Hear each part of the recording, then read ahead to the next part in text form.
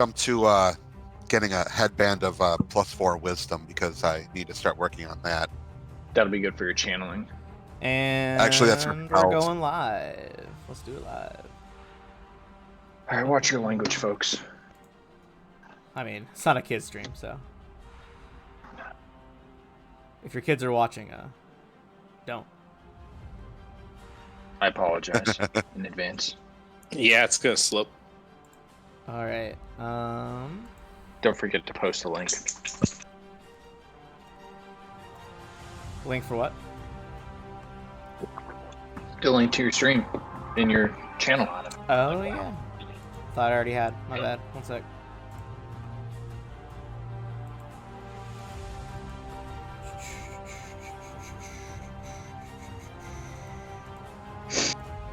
This music brought to you by royalty-free music that I found.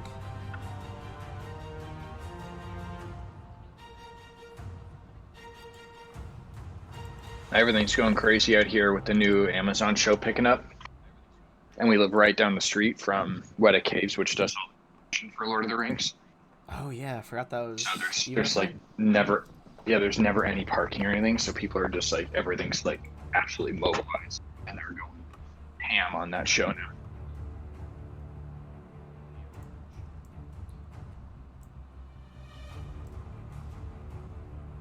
All Right, all right. Trying some new overlay stuff today, so bear with me, but it should pop up on the stream when somebody follows, when they're in the chat, things like that. All the good stuff. All right. So, where we last left off, we were headed into Book 4. That is, of course, Book 4, The Fortress of the Stone Giants. So, has everyone... I believe we were going to do, like, shopping out of session. Does anyone still have shopping that they need to do before we get into traveling back via teleport to Sandpoint? Because as we found out, the kind of hometown of Sandpoint is shortly going to be under attack. A mysterious letter written by someone who only signed it as M you found on Barrel Break Bones, the giant that you all killed last time. This bloke over here said the following. Latest contact with Tyractinus indicates he has narrowed the search. He believes a human town called Sandpoint could hide what my lord seeks. Tyractinus will lead several of the people, as well as the dragon, on a raid into the town soon. When they return, they may be pursued, and I may need your ogre slaves to aid in Tyractinus' retreat to Jorgenfist. Be ready at my command. Signed, M. Alright. Does anyone have any questions from last session that we could, like, answer first? If you need any questions answered. Nope. Do we need to clear that last room down there, or can we just skip it? It is up to you guys. Do you want to go down there? Its occupant will not venture out. It is up to you whether you want to investigate or not. I imagine the group probably wouldn't want to leave something like that behind, maybe. I don't know. I mean, we're known for good looting, so let's just get it done with. All right. Odral, Turgon, you guys good? Sure. Alrighty. Perfect. Oh yeah, we still have your lion. Let's send a lion in the giant. Oh. Yeah, With the axe beak? No. to you if you want to throw in a rogue insane bird. I'm saving that for my get out of jail free are you card. guys just rushing in, or would you like to... is someone stealthing up ahead? What do you want to do? Also, for those wondering, we are one player down at the moment, but they'll be popping in later. That is Ezra, our ranger.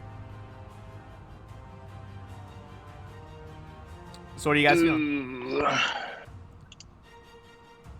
I'm kind of feeling that sneaking, I don't feel like sneaking ahead unless, like, Turgon is able and, like, Agnar are able to sneak with me. So it's almost like at this point we got more We got more muscle than we got sneak going on, so we might as well just play to our strengths right now. We got a giant lion. We got a giant. Alrighty. In that case, I The am anvil and the going hammer. to kind of just drag all of you down there. Yep, you still got Lunderbud, I believe is his actual name. I just messed it up. All right, we got Cantham over here. We got Lion. We got Turgon. We got Odral. And that is all our key players over here. If you guys want to just kind of arrange yourselves however you would like. I'm going to have Ezra drop back to rendezvous with Hazel, his bear. And we'll say that's what he is doing for the time being. If somehow everything goes wrong in this fight, I'll hop in as one of them. I don't want anyone to die on like this clean sweep of the dungeon after you like no joke. stomped the big bad. All right. So I'm going to read the description of this room. We flick back a few pages. For anyone watching, I see we got some good numbers already. If you want to play this campaign, if you scroll down below the stream to the Amazon Blacksmith part, there is a link to this book, Rise of the Runelords Anniversary Edition, and you can purchase it through there, which also helps support the stream. So, let us get right down to it. In the back, you can see a shrine bearing the feral visage of a brutally beautiful monstrous maiden, with the head of a three-eyed jackal and the belly of a pregnant young woman, leaning against the far wall. However, that is not all you see. You see a man with a crown made of ice. One hand, his fingers have been snapped off and reduced to long, icicle-like blades, as he looks at one pale blue eye up at you all. I'll say everyone can move a little bit farther down the stairs if you would like, but I'm going to reveal that part of the map. As you said, you were just strong rushing in, and we will get into combat once everyone has moved where they want to be. I will also... Typical fashion, let's get the giant, the lion, Agnar, and Odral up front. Just so everyone can see, this is the full image, not just the token of what you are looking at. Neat. Oh, wow. That's nice. So he's dark. Looking at you, Odral. Smite that guy. All right. I got Lunderbud. I'll move him up here. I think, Koas, I think you can move your lion. I think I gave you control if you want to move him wherever. But with that, let us roll into initiative as our two big people. We got a huge-sized lion and a dominated troll. Or dominated, hill giant, excuse me. We're buds.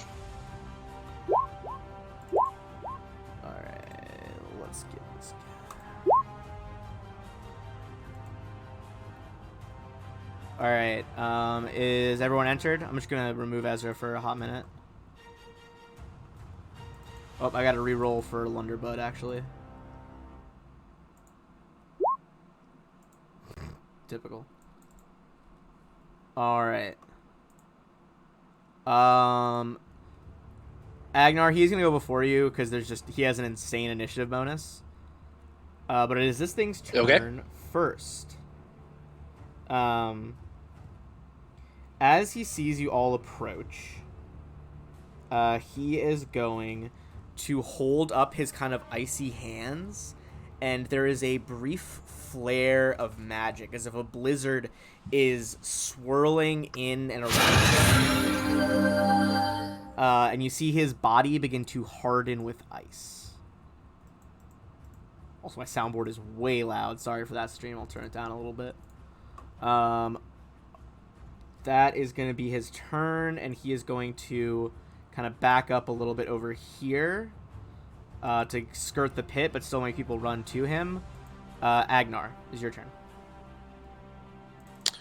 All right, I'm just going to move the 40 feet right there. Okay.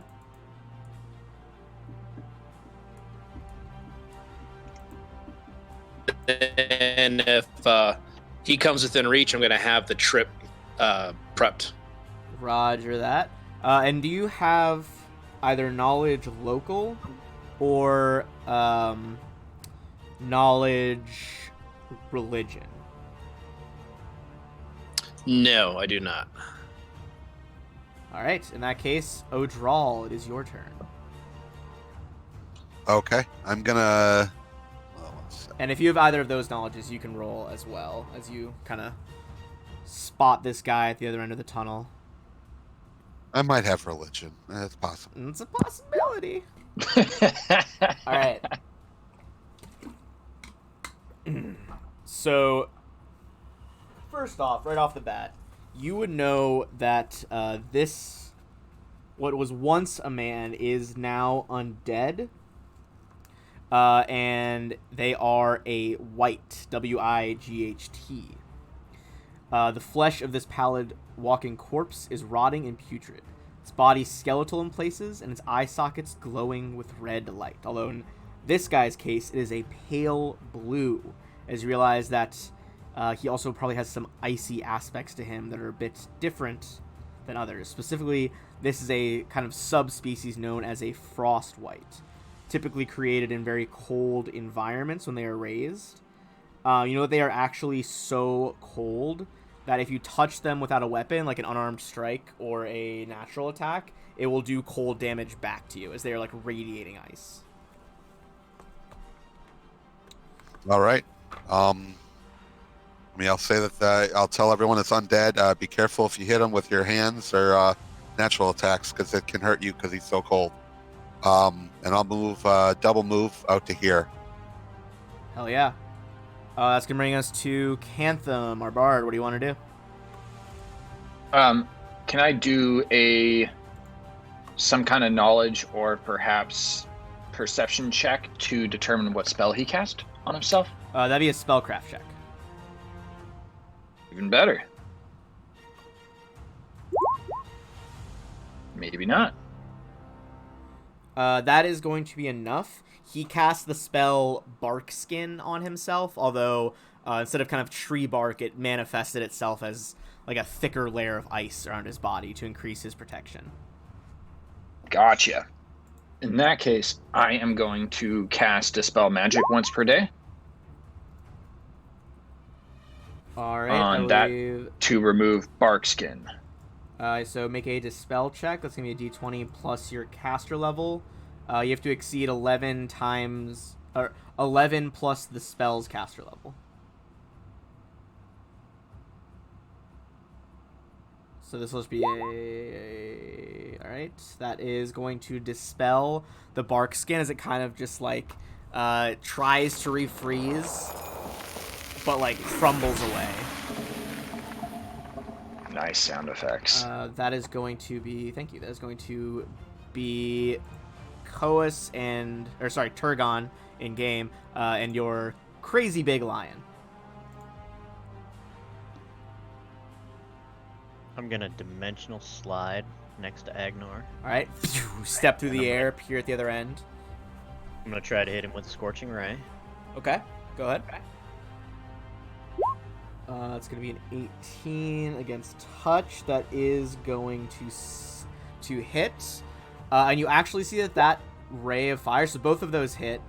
Both of them seem to be extra devastating toward the Frostwight, dealing even more damage than you would have thought possible. So, let me just do the math really quick.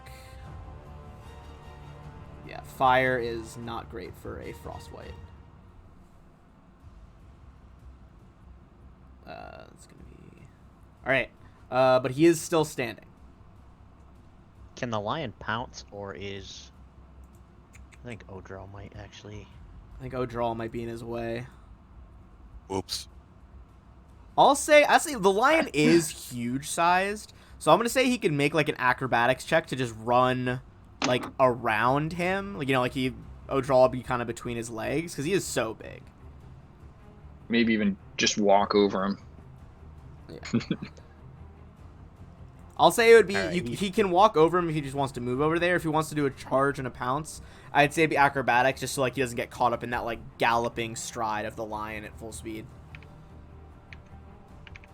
So he's gonna try to acrobatics and pounce. Yeah, I'd say a 19 is enough. I mean, Odral, what are you, like 4 or 5 or something? Decently short. I don't know the Yeah. offhand. But I think that's enough that you could just move him up to this being. And then he's gonna take his bite and claws. All right, go for those attacks. Oof, that is a hit. That's 35. damaging, man. All right, so that's gonna be 21 just for the 40 damage. to grapple. Grapple is for sure gonna be grappled on a 40. So he now has the grapple condition as the lion kind of rushes over and like almost crushes him in one paw. Not something you really think about a lion doing very often, but that's what's happening.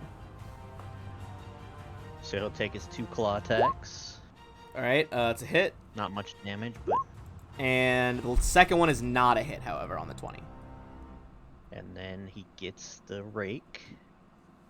Is it rake? Yeah. Yeah, because he's grappling, it does rake damage. It's gonna be another 19. So this creature is still up. Does the lion get hurt at all? The Or since lion he's a is gonna construct or take. something? The lion does still have health. It's still a summoned creature, but so it's gonna take a bit of damage here. It's gonna take a D6 of cold on each hit. So that's gonna be a 1, 2, and then 3 hits counting the rake. So that's gonna be a 3d6. I'm just gonna write it in the chat. It's gonna be 13 damage on the lion. I don't think that's really gonna stop it. We've got probably like 90 hellfish. He's down to 79. He's fine. All right, Lunderbud. What are you gonna do, my bud? I'm just gonna tell him to protect me. Take a step back and protect me. Okay, he like. Okay, I will. And with that, he's gonna take a few steps back, kind of assume a defensive stance. Now it is the guy who is currently being grappled. What is he gonna do? He's not in a great way right now.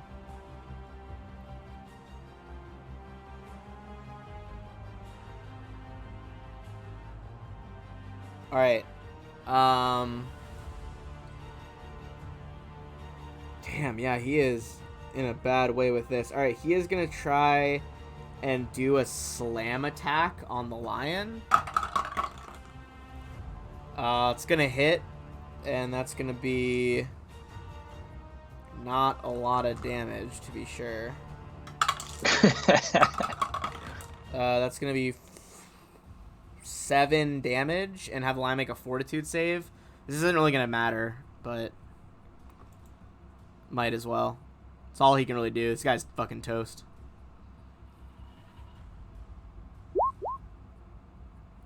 Ooh, I rolled low though. So he is going to take 1 negative level. So basically -1 on all his stuff. But Agnar is up now, and it will probably finish this currently grappled enemy.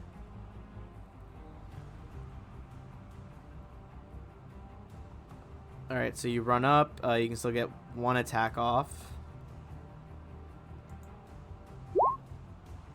So top attack, 40 for 24. That is going to be enough that you just stab up through the jaw of this creature as it hasn't talked this entire fight, but lets out a last, like, as it fades away. So we're going to go out of combat. First things first, let's get some XP from that guy. Or we would if I remembered where I put my calculator.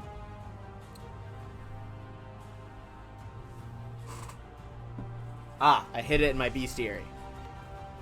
Got it. We're good.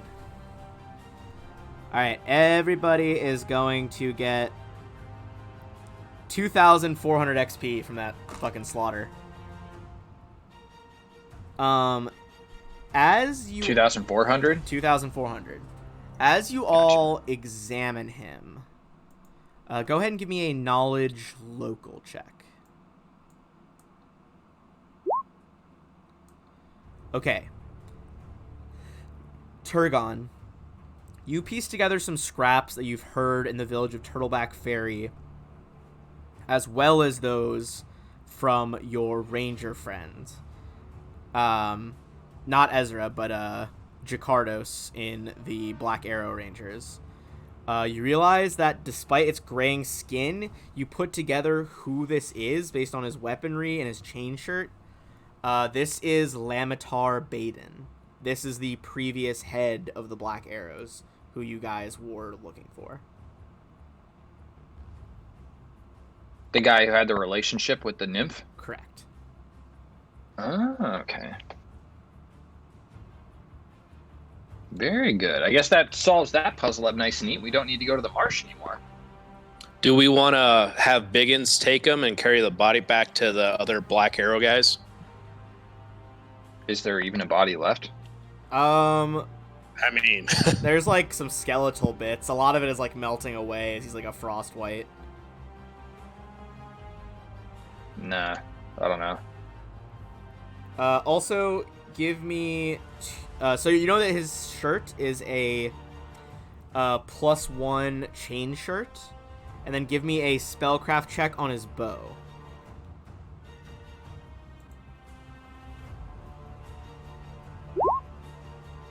Alright.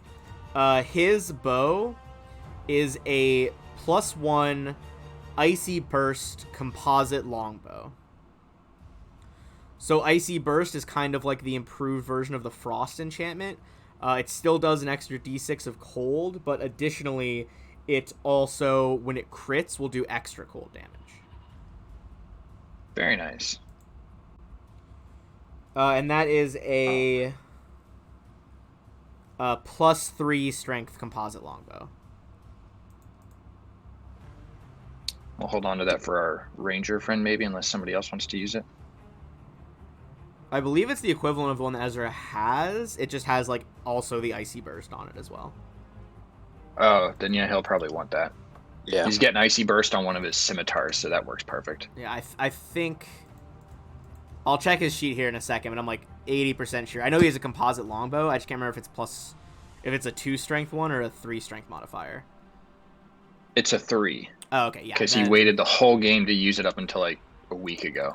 Yeah, then this is pretty much just a straight upgrade. Perfect. All right. With that, we are out of combat. We got our loot, and we are able to go to Magnamar, I believe was your next goal.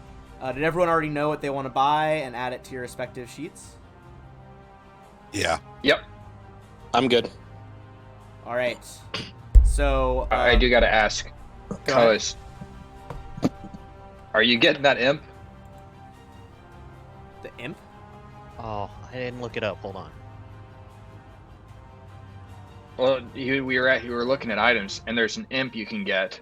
You can summon an imp, and it goes down to. You can ask it a question, and it goes down to hell and brings back an answer once a week for you. Why are we prank calling Hell in multiple games? What is happening? No, not prank calling, but it fits with his character. He has a direct line to his benefactor. At It this is. point It with is that- very with that cool. It's creature. just insane that it's happening again. Hello, Hell. Is your refrigerator running? Because you might want to catch up to it. Hey, Dude, you're not far off of That's what our pretty much what happened. bard was doing. Yeah, that's basically what happened. For anyone that's watching and is curious, that's one of the clips up on my Twitch. I think it's literally called "The Party Prank Calls Hell," as they used an incredibly powerful Aslanti Orrery artifact to just prank call Hell, as one does. All right. Yeah, so we can go back to Magnamar and All right. So I believe the plan was going to Magnamar, getting shopping done, and taking a rest at one of the local inns. Is there anything else you want to do roleplay wise, or that you're looking for while in the big city? It doesn't necessarily have to be. I just want to know before we. I don't want to gloss over anyone's stuff. No, I feel I'm pretty good, to be honest with you. I guess Yeah. we're gonna stay at our nice little flat that we own in Magnamar. We don't need to pay anyone. We own a little condominium down there.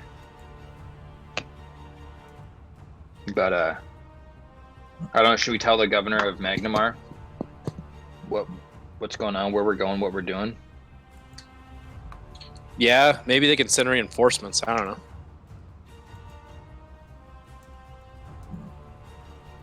Yeah, we probably should talk to someone. Okay.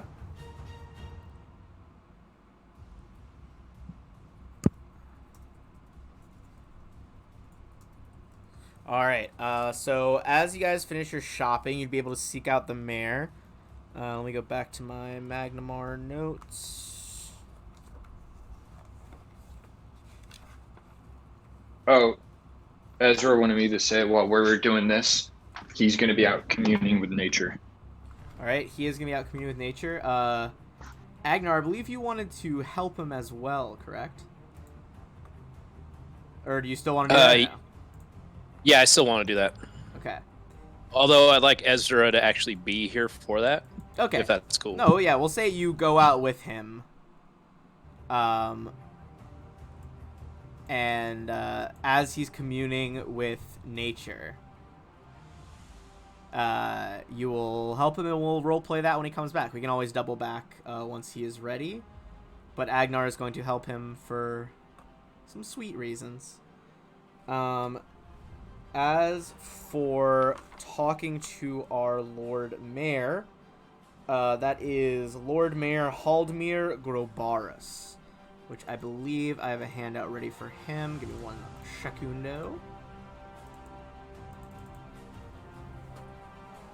A good looking fellow. Is Haldmir.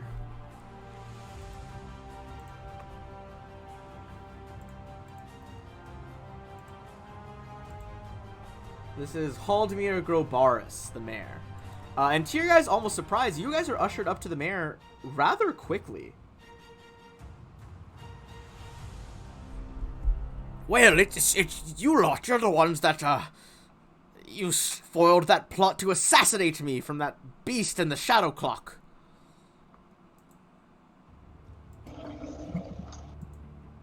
What? Yes, if you remember correctly, you paid us to keep quiet about it.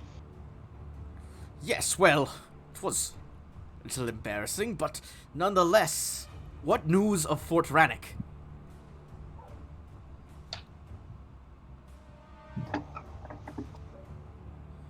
I know the rains have abated, but I have heard neither hide nor hair of the Black Arrows. Well, unfortunately, most of them were wiped out by a family of stone giants and Kriegs that were raiding Fort Rannick and took it over. There's a few left. Give it some time, and I'm sure they'll build themselves back up. But not only that, but the terrible creature, Black Maga, you may or may not have heard of it. It's real. It's now dead. You are welcome. It's quite a tale, but given everything else, I am inclined to believe it. I will dispatch a few soldiers to assist the Black Arrows momentarily. That is not actually why we're here. We're here because we're headed back to Sandpoint, where we originally began this journey, and it turns out that there is an impending attack from another tribe of stone giants and a potential dragon. And we intend to thwart that. And given the situation and everything that's going on with the village, don't be surprised if my associate and I spend some more time there to ensure the safety of Sandpoint. And if you can send along troops, we'd appreciate it. You're serious? You mean to face down a dragon? I don't see anyone else stepping up to do it. It's going to be pretty sweet.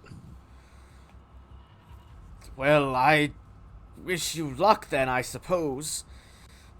I'll dispatch troops as soon as I can, but I don't know how quickly they'll be able to get there.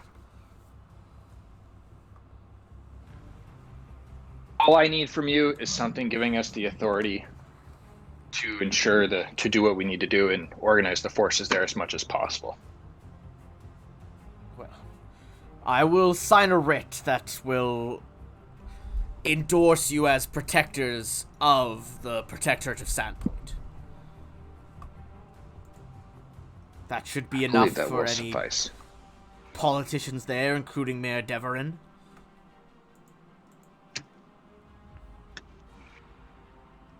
Perfect. Anyone else have anything? No. No, just thank you for your assistance, Lord Mayor. Of course, anytime. Until next time. And Cantham will give a big sweeping bow with his awesome hat. All right, you guys have your sleeping bow and a full night's rest to do whatever you need to do to get your characters hale and hearty. And then we are going to get ready.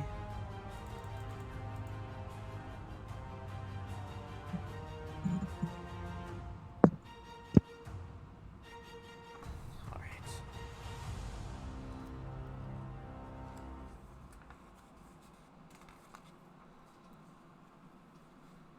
Before we head into battle, I do want to have a meeting with the team.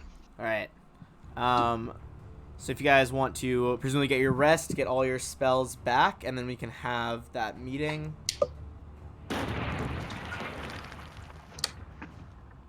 Okay, just testing some stuff. All right. Go ahead with your meeting whenever you are ready. Well, we kind of know what we're going up against. We don't know why or how many, but we know we're going up against giants and a dragon. I've been preparing something I think might work on the dragon, and if it works, fantastic. If not, you'll know. But ideally, if you guys could avoid antagonizing the dragon initially until you either A, see me running away, that'd be greatly appreciated. Do you require any assistance to make this plan work? I will actually need your spell of invisibility centered on my magic carpet that I purchased. I may even actually have you tag along for the ride if you want. Interesting. But ideally, my thought process, depending on how the situation will unfold, have the three of you and Ezra, if he can arrive, center on the main forces of giants. If a dragon appears, I may break away for a moment and either come back in terror or you may never see me again. But ideally, I think this is going to be our best bet to ensuring the safety of Sandpoint and our success. All right. Anybody else have any other ideas they want to go over or any thoughts on this? If your plan fails, I've got a backup. Kind of what Cantham and Agnar were talking about earlier. So. All right.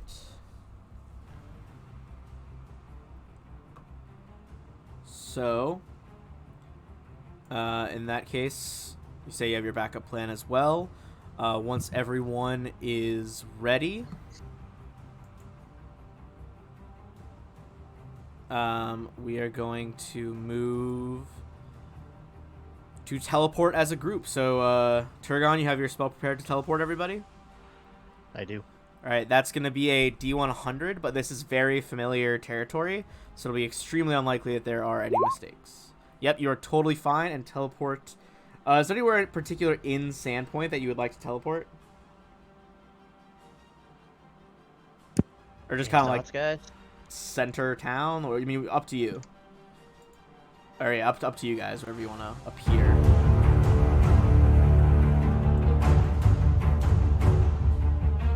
Oh no, if Turgon wants to look at a map and... The big, didn't they... Isn't that where our shrine is that we had built? It's by the cathedral. Oh yeah. Wherever our shrine is built, we'll teleport to that place. In the exact pose of the shrine. So Alright. we That's appear so- in the exact thing. That's so pretentious. Hey, you guys teleport right next to your own shrine. Alright. I'm going to get our new set of... our new track for this battle set up. Give me one sec. Is there a map of Sandpoint in our handouts? Oh, don't worry. We're gonna be on a map of Sandpoint for this. Oh, damn. Okay. Alright. Let's get past our general Fortress of the Stone Giant song.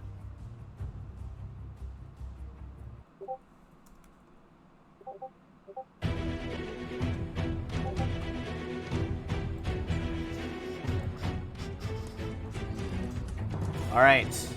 As you guys appear with a flash of magic as the teleportation effect wears off, you find yourself in the center of your hometown of Sandpoint. Now, I'm going to bring you guys over to the next map.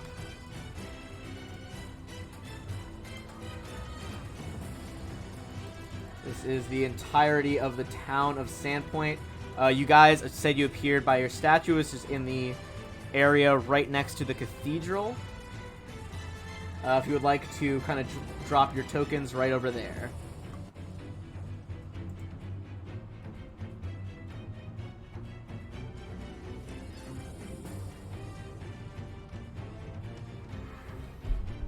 Alright.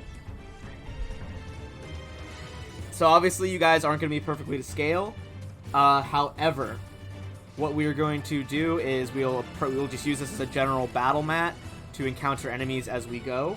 And we'll also use the overview as kind of a tactical area for this encounter. Now, as you all arrive, Father Xantus sees the flash of purple magic and runs out. And he is just like, oh, thank God you're all here. Giants have made camp up the road from here.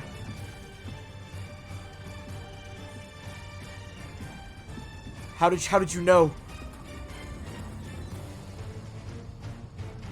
We were on a mission at another location up by Turtleback Ferry, and we came across correspondence between what we believe is the leader of this army, saying that not only giants but potentially ogres and a dragon are on their way. Have you seen any of those? I have not seen a dragon, but I've seen the others, the giants. How many are there? There are about... Sorry, my music just cut off for some reason. The giants, I don't know, perhaps a dozen, perhaps more. Okay. Are they centered on a specific location right now? He says there's some up the road, and as you guys hear this, you hear coming from above just like a followed by a loud crashing noise as you hear an impact coming from the north gate.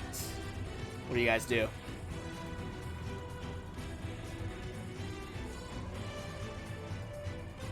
I'm assuming rush to it. All right. Yeah. We're going to say you guys have time to get to the north gate. And then we are going to roll. Give me 1 second to reset our initiative order.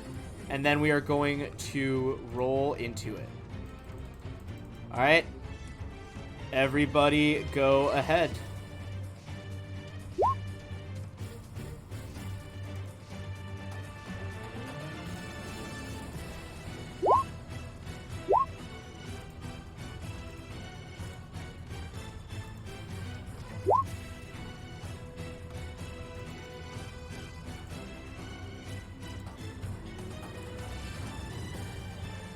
Come on.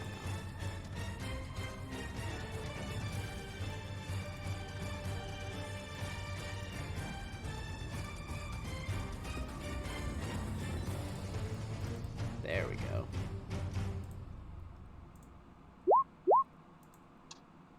All right. This is going to be Odral. As you guys are on the opposite side of the gate now, you see part of the wall has been crumbled away as a giant boulder has fully smashed into it. What is your move? The crumbled part of the wall, is that what's up here? Yes, that is, there's like a broken patch up to the left. Well, I guess I'll move up there. All right. And do you want to ready in action or anything like that? Yeah. If I guess if they get within range, I'll attack them.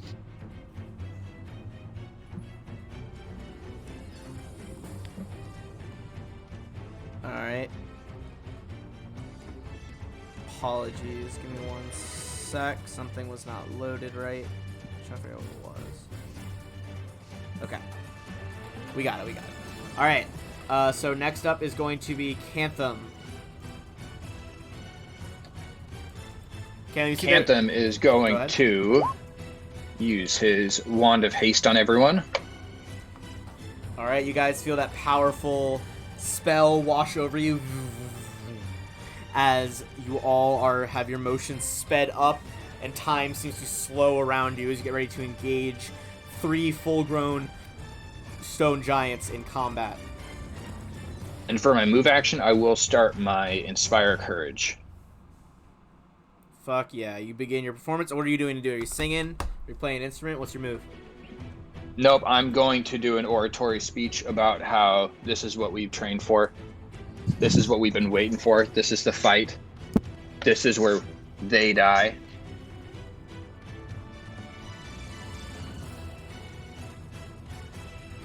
Sorry, someone just had an interesting comment on the stream saying you should include the Discord in the stream. Okay, cool. They can hear them talking. I was worried there for a second. Alright. Thank you, Mr. Stinky, my friend. That's my little brother. Oh, okay. I was wondering who that was. Alright, so... we got the warning bells sounding in the background from the cathedral. Now it is Turgon, as you get your performances going and your haste. Damn, that's a long sound effect. Are these close enough since they're huge to drop a fireball in between them and hit them all?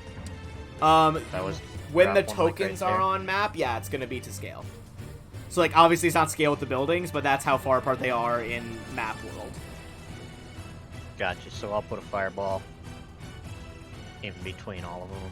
Should hit them all.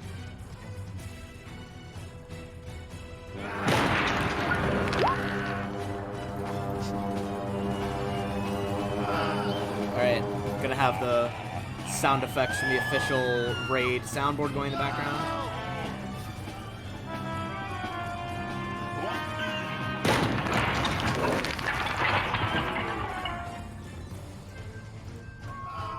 Alright.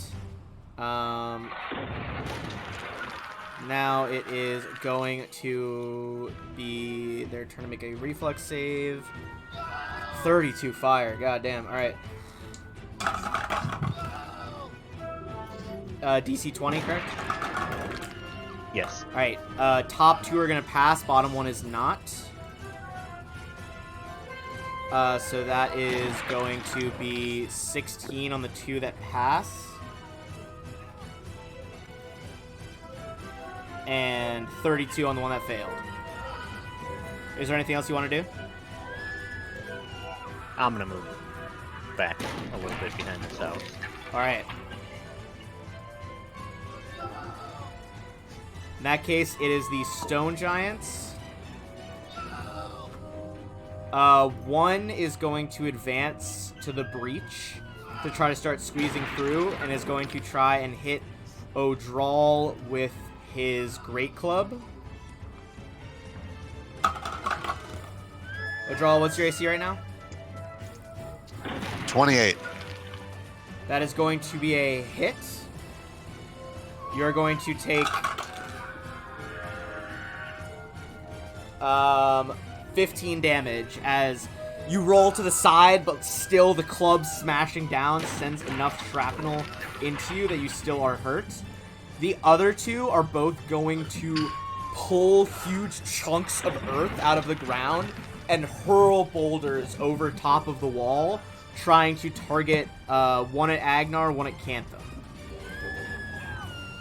And I believe actually they can... Let me see if they can do that twice.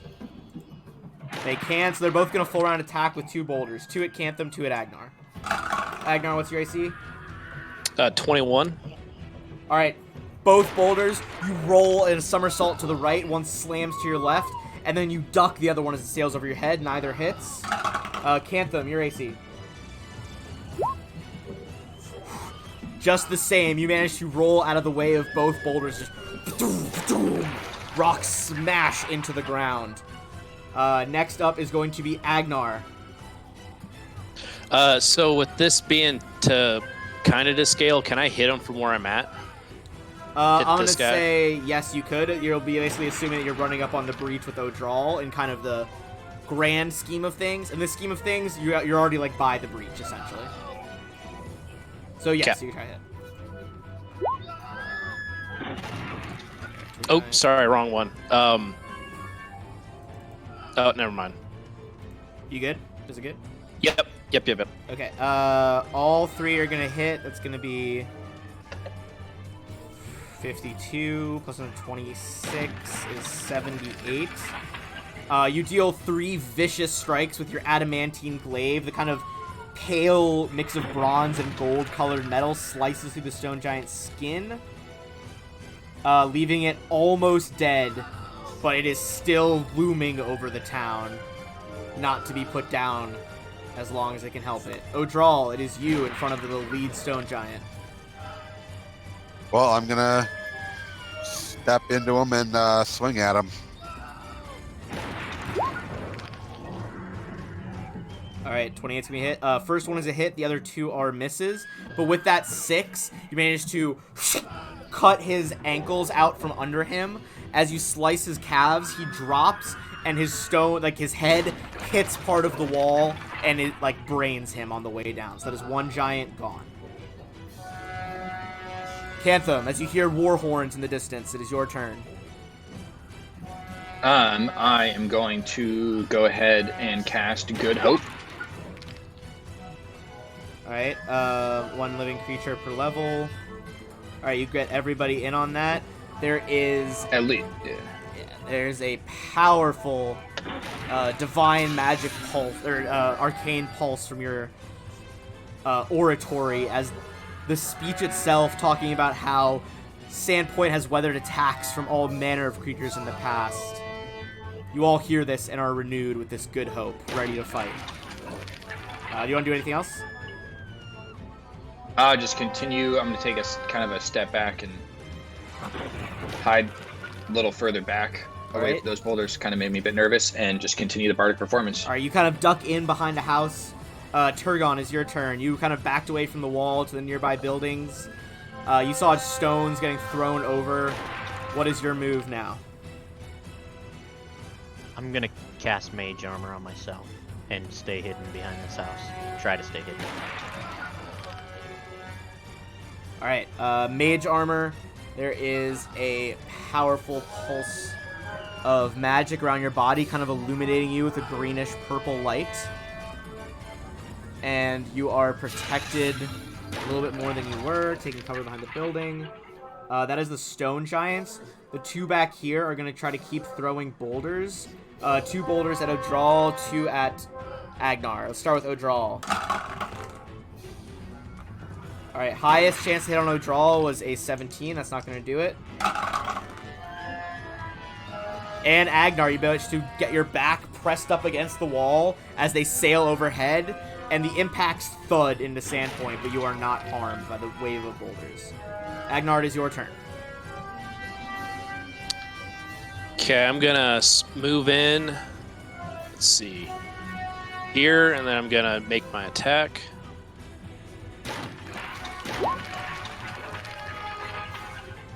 Alright, that's gonna be, let me double check there. Okay, they also only have 10-foot reach, so it was not an op attack. That's gonna be a hit, and a miss, for a total of 61 damage on the top giant. Still standing, however. Okay. Alright, that's gonna bring us back to O'Drawl. This is your 3rd turn, correct? Or your 2nd turn? It's my 3rd. 3rd? Okay. Give me a perception check. Of course, 1 second.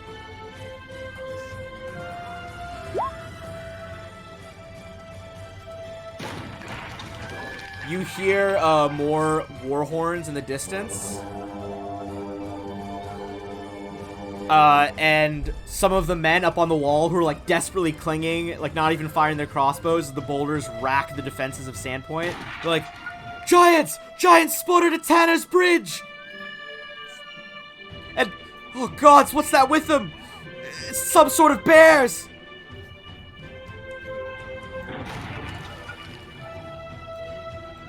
Alright, so at this point we are going to have some more creatures coming in. I will tell you how long it takes how many feet it is from one section from the north gate to Tanner's Bridge. Give me 1 sec to get my measuring device.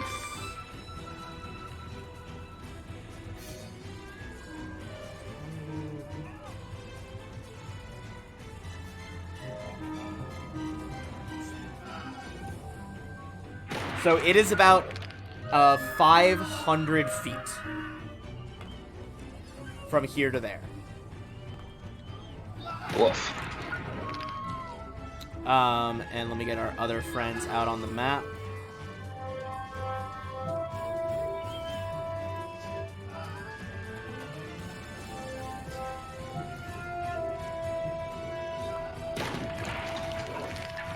All right. So, Odral, you hear the clamor as more invaders come from the other side of town near Tanner's Bridge. That's a little bit north of where you guys found the Skinsaw Man murders in the second book. What would you like to do? Oh boy. I'll call out that we're going to have more company incoming according to the guards on the gate. To the south of us. All right. And,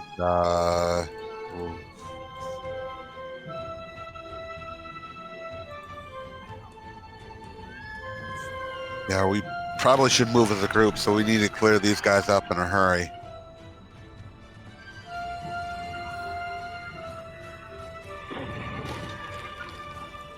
Yeah, I agree. Yep.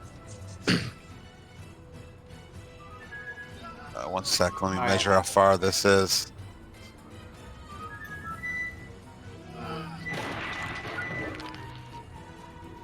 I imagine it's a double move for me to get out. You could single move, I think, to the top guy. Something like that. Yeah, what's your movement speed? 20 feet?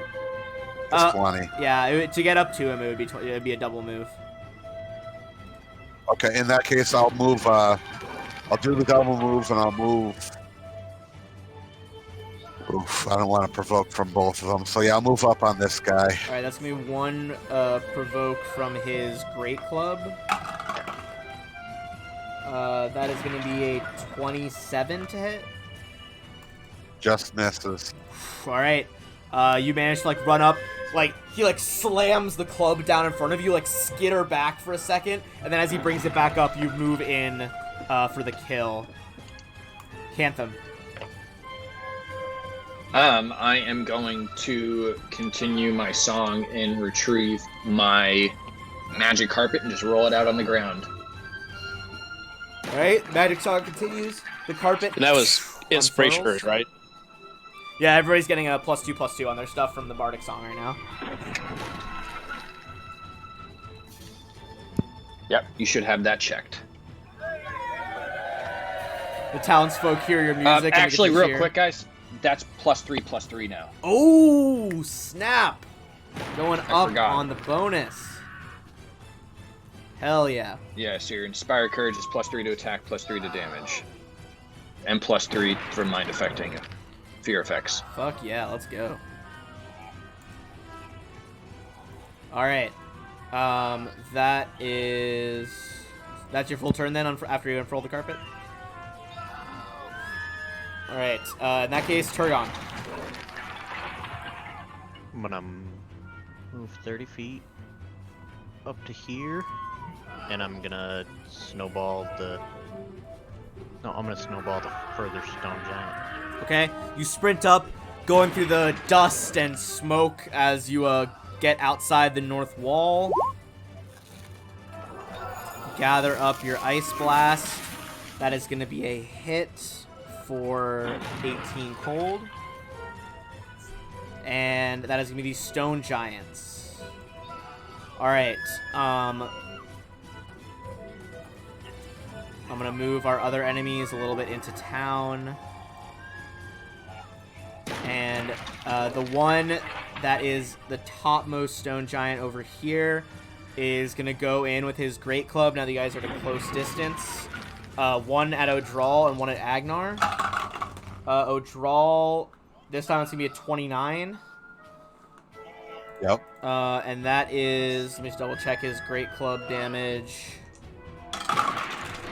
You are going to take 20 damage as the Stone Club slams into you. Agnar, however, that is only a 15 to hit. I don't believe that does it, so you managed to dodge out of the way of that club.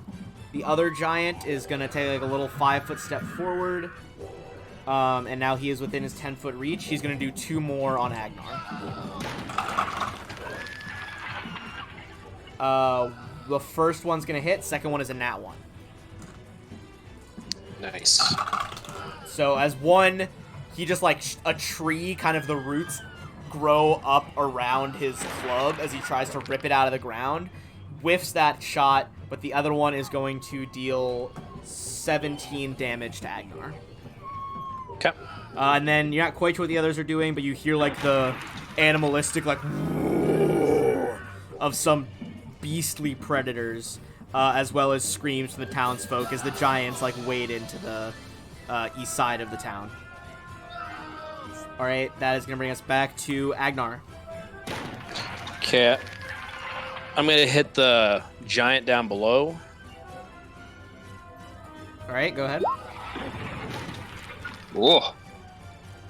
Nice. Alright, Woof. giant down below. So first one is a hit for 33 damage. He is still standing. Second one with a 36. He is going to go down. And as you slice his stomach open, you swirl, and on that crit, with a 92, you're going to take the other stone giant with you as well. As there are just these, like, multiple sickening impacts on the stone giants. Alright, so they are down. O'Drawl, it is your turn. Essentially, just so you guys know, their enemies are going to start moving downwards through the town. They are at approximately 600 feet or so from you guys. So how would you like to reach them? We're still going to take this round by round because this entire battle is measured in rounds. Gotcha. O'Drawl, do you have flying? I can't remember. Yeah, I have a spell. I could get myself there in pretty decent short order. All right, and then Turgon has flying. You have flying, Agnar, Yep. with your boots, and I've got a carpet now. So we're basically the Air Force of Sandpoint. Awesome. So we're gonna lift off and get down there. Yeah, Alright. I figure that's gonna be our best shot to get to him quickly. All right, you activate was a shield of wings for you? Yeah. It's these burning wings of fire as your patron goddess, the goddess of the sun, grants you her power. How far can you fly as one move action on those? One move action is feet. 50 feet, sorry. 50 feet? Okay. Alright, so this is going to require some math from you guys, but I believe you are now 550 feet away as O'Drawl. I'll keep track of that. Alright, and then Cantham, it is your turn. You stayed inside the wall as they confronted them, so I'm going to say you're already about, let's say, 500 even from them. Can I double move with the carpet of flying? I will say yes. You Or is could it just- instruct the magic carpet to move double. Okay. Gotcha. So I'll be about 420 feet from them. Alright. The carpet lifts off, and as you kind of balance on it like a skateboard, it zooms off through the air towards Tanner's Bridge, 420 feet away, and that is Turgon's turn. I'll cast Fly on myself, Okay. and I'll move. Let's see, I can fly I believe it's 5 feet. I Okay. can fly 55 feet, and then I can use Dimensional Slide for 110 feet. Okay, so you went 55 plus So the I'd one. be 165. All right, I would and go you were 165. outside the wall, so you were at the 600 mark. So 600 minus one, whatever you just said. It's a lot of math. 165, I believe. So 400 something feet away. That is gonna bring us to the stone giants. We're gonna keep doing their thing in the town over there along the waterfront. Agnar. Does the hasted work with the winged boots? Because I can move 40 feet normally. I don't believe so, because the Okay. the winged boots have their own set magical fly speed, and that wasn't increased by the haste spell, I don't think. Correct. It's based off Okay. of like if they Then, have a spell flying. Yeah. So it's basically 40. Okay, then I'll do my 40 feet. All right. You move your 40 feet closer, so you're 520. That is going to be O'Drawl, which brings us, that is turn 5 right now.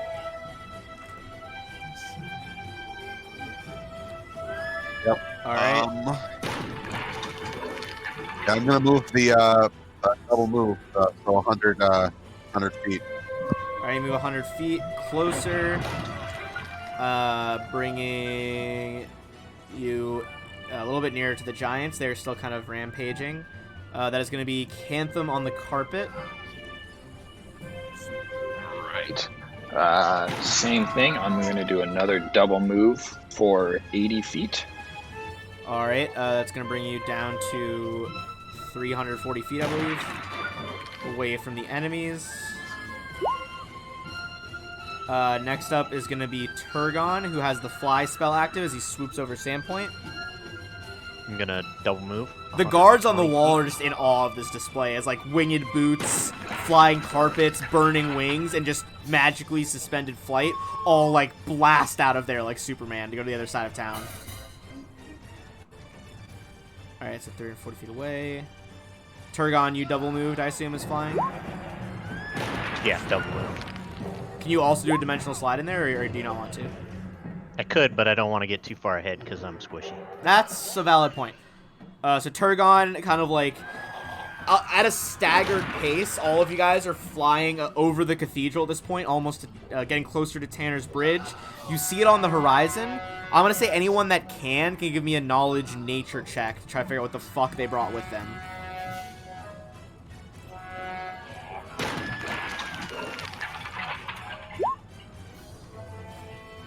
All right, Turgon got a 17. Both of those are enough. You guys quickly realize that they brought 3 dire bears with them. Spittle drips from this feral bear's roaring maw, and its matted fur is broken in places by twisted, spiky growths. Larger, more aggressive, and far more deadly than its lower cousins. The dire bear, also known to barbarian tribes as the caved bear, the short-faced bear, is a primeval menace. The behemoth usually avoids civilization, but in this case has gone into a frenzy as the giants have herded them in. The giants there, as you guys are above now, you see that the giants have begun lifting up Sandpoint citizens. You see one of them actually has a few of the shop owners, like he has Ven Vinder in one hand, and they are stuffing them into sacks, which they then like sling over their backs. Agnar.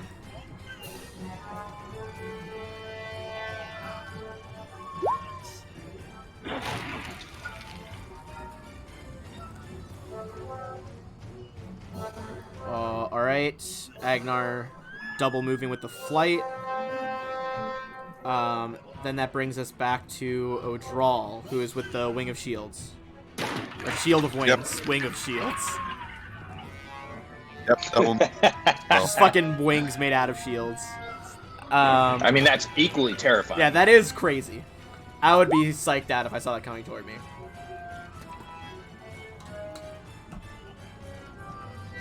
Alright. Next is going to be Cantham. We're gonna do another double move. Alright. That'd be 260. Alright, you approach even closer on your carpet. Turgon.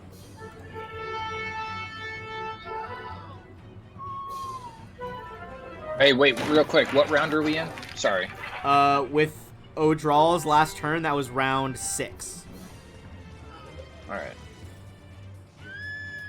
I'll tell you right now, there's a lot of rounds in this fight.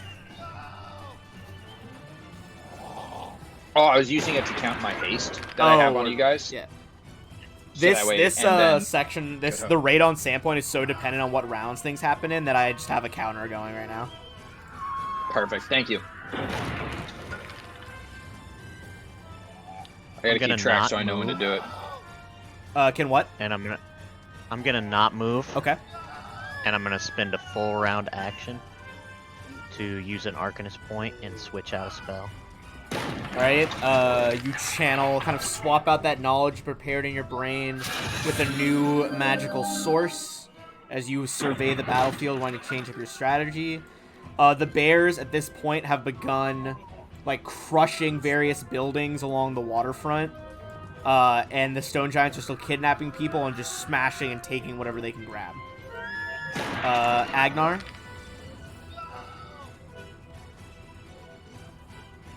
I assume double move with the boots. Sorry, yeah, Mike was off. No, you're Double good. move with the boots. Alright, Agnar flies through the air, going as fast as he can, wielding his glaive in his outstretched hands. That's going to bring us back to Odral. With Odral's turn, that is the advent of turn 7. Yep. They get within 250 feet. Excellent. Alright, that's going to be Cantham.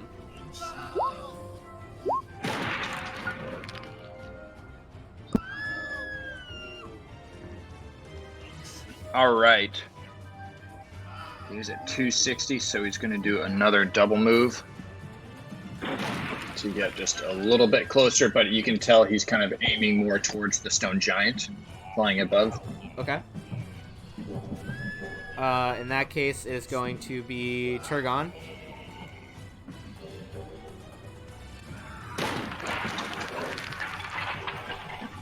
I'm gonna dimensional slide Okay. 110 feet. Alright. So that brings you to, I think, like 205. 205 feet away. Can I see them? Mm-hmm. You guys are up in the sky right now. You got a clear line of sight. Okay, I want to cast Black Tentacles Mm-hmm. to basically Beautiful. as many of them as I can. I think I can get them all. Yeah, you could get them all. They're like moving as a group through the town right now. So I believe you're gonna make a grapple check on all of them per the tentacles.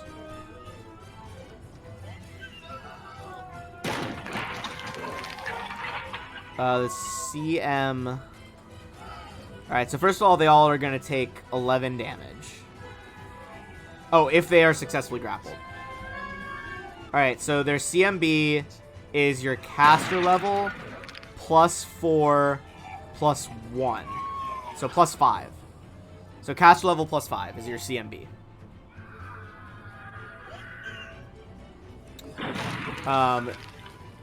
Yeah, so D20 plus... What level are you guys now? 11? Yeah, D20 plus 16, that's a 23. On the bears, that's not going to be enough. On the giants, that is also not going to be enough. But they are still in that area, so if they are still within the 20-foot spread next time, they're gonna have to make. You can make another grapple check on them. Cool. Seeing this, I think the stone giants are gonna stop and just start. They start like ripping chunks out of buildings, and they're gonna try and hurl 200-foot away boulders at Turgon and Cantham. 2 boulders each. They are gonna take some range penalties, obviously.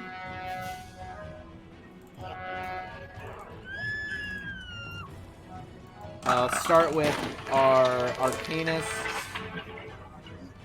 You managed to easily dodge out of the way of both. One of the rocks actually shatters on your magical armor. Cantham, you swerve your carpet out of the way of the first one. But the second one on a very high roll is going to hit you with a boulder. Cantham's going to take 16 damage as part of like the top of a chimney clips your body.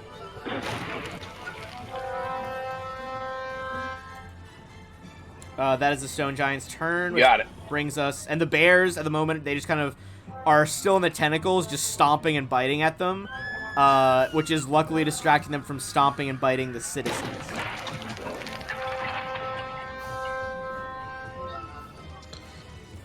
Right. Agnar's just going to do his double move again. Alright, you double move closer with the boots. And that is going to bring us to round 8.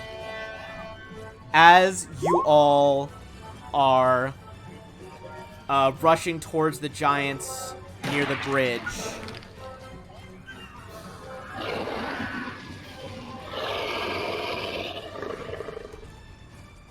You hear the roars of a dragon. Shit. Boy. Here it is. You see a large-sized red dragon fly in from the north of Sandpoint, start circling the town, and as it passes, it does a dive bomb, and at the end of its movement, breathes fire onto the guard barracks over here. As the dragon gets within range, everybody is going to have to make a save against its frightful presence. So this is a fear-based effect? This is its fear-based effect, yes. Everyone will get +3 to that, just from my... If you're in range of my awesome speech of inspiration. Alright, everyone's getting a +3 on that.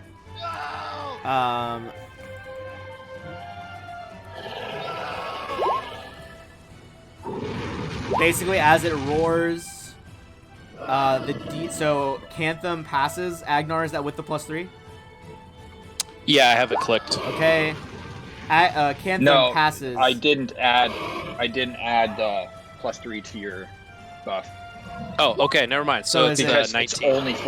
it's only for will save, so I didn't add it to the buff because not will saves but fear effects, so I didn't add it for a thing. You have to add it manually. Okay, so, Alright, so it's a 19. So it's a 19. In that case, everybody passes the frightful presence. You see a lot of the townspeople cowering in fear and running in every which direction, as some of the stronger ones are merely shaken, the others are panicked as they flee from this large-sized red dragon. And as it flies over, in common, it says, "Yes! Yes! Burn!"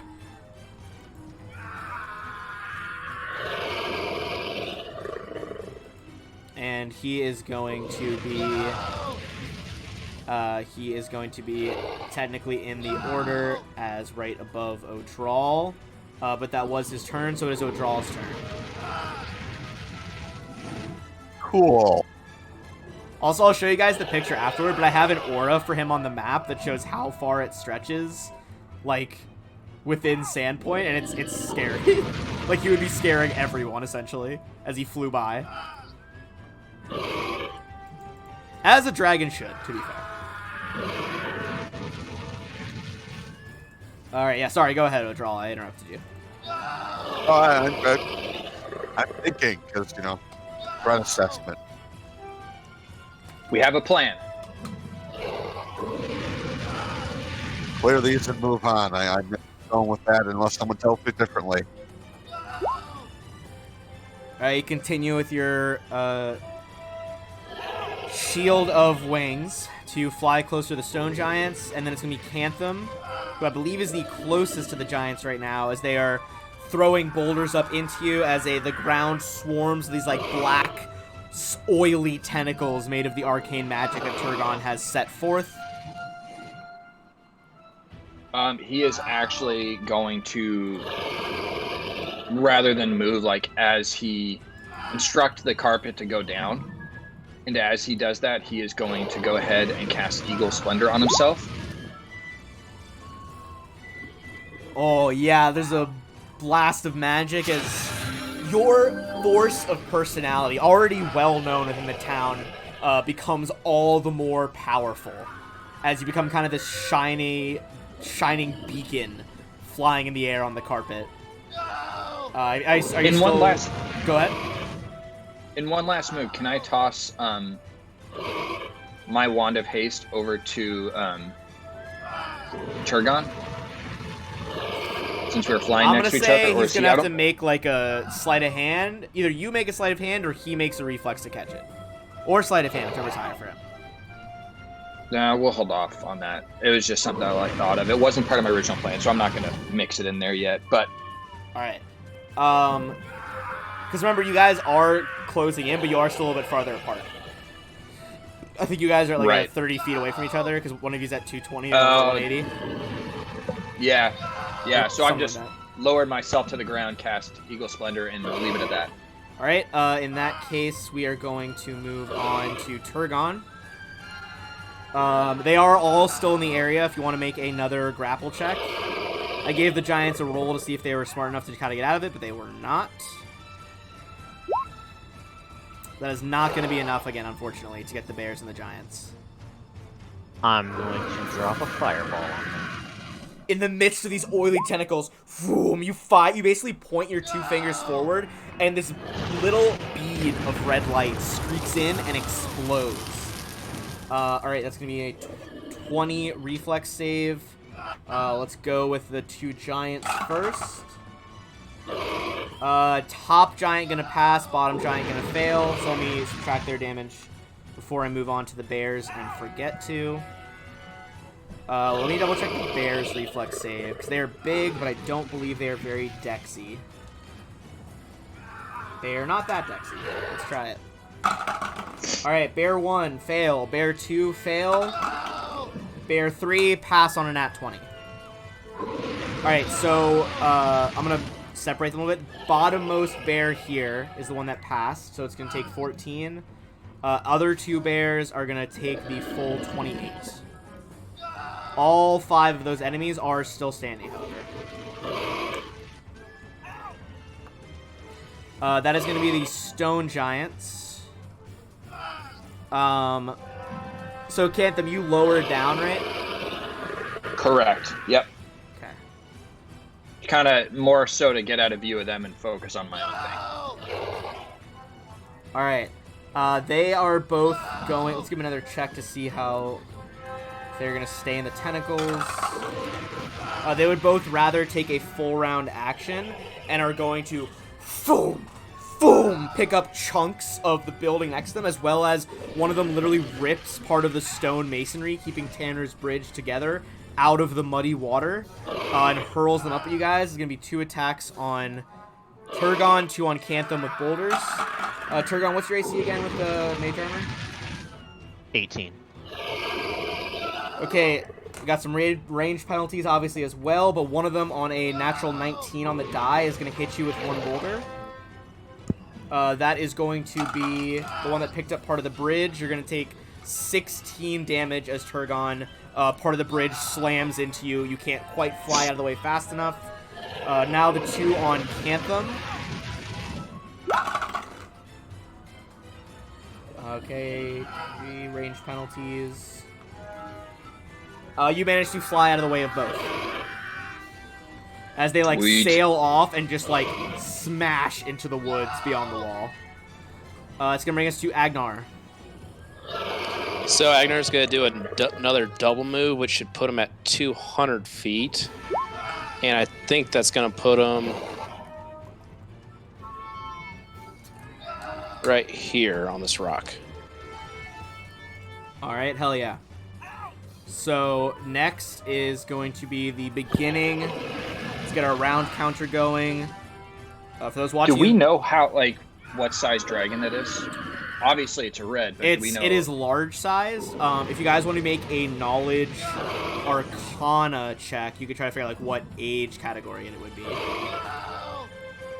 Can I do take my 20 for that one? Yeah, you want to take 20 on that? Yeah, Alright. it should be 32. I'm going to say taking 20, you're going to realize what it is, as well as a few other facts about it. So technically, this is a juvenile red dragon. Probably been alive for about 50, 60 years, just relatively young by dragon standards. You would know that puts it with your automatic nat 20 as the bar. That puts it at about a CR 11 dragon. You would also know that this is one that is relatively famous in the highlands of Varizia. This is Longtooth the Dragon. Alright, so he has a name. That is Longtooth. And I'll say it with the Turgon with that 25 and the nat 20 got in there. You guys would know some things about juvenile red dragons. First of all, that frightful presence. Now that you guys have succeeded against it, you are immune for 24 hours. You have stood your ground against the dragon and are able to do so. You would also know that red dragons can inherently see through smoke and smoky conditions perfectly. So even though the town is beginning to burn from the attacks on all sides, he would be unimpeded by that. Most importantly, the 25 and the nat 20, you guys probably know that red dragons have a vulnerability to cold damage.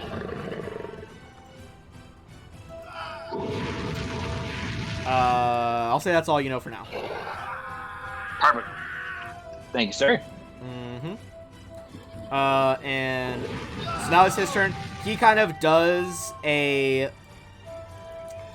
like flyby attack, picking up a random guardsman off the ground, moving a little bit farther into the town, just like biting the guards' heads off as he flies by. It's gonna bring us to Odral. Right, so double moving, you're now 50 feet away from the giants, within striking distance, as our melee characters have successfully flown past the cathedral and graveyard, almost to the point where they can engage the stone giants and dire bears in hand-to-hand. Cantham. Where we are at, he is going to start flying towards the dragon. I guess he's going to try and end up at the cathedral for right now. Okay.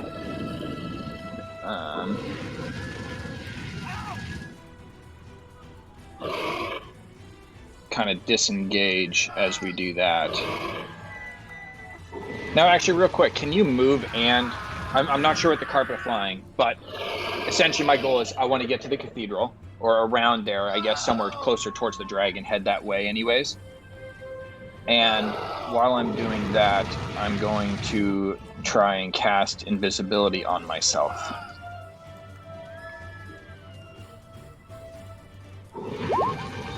Alright, trying to cast invisibility.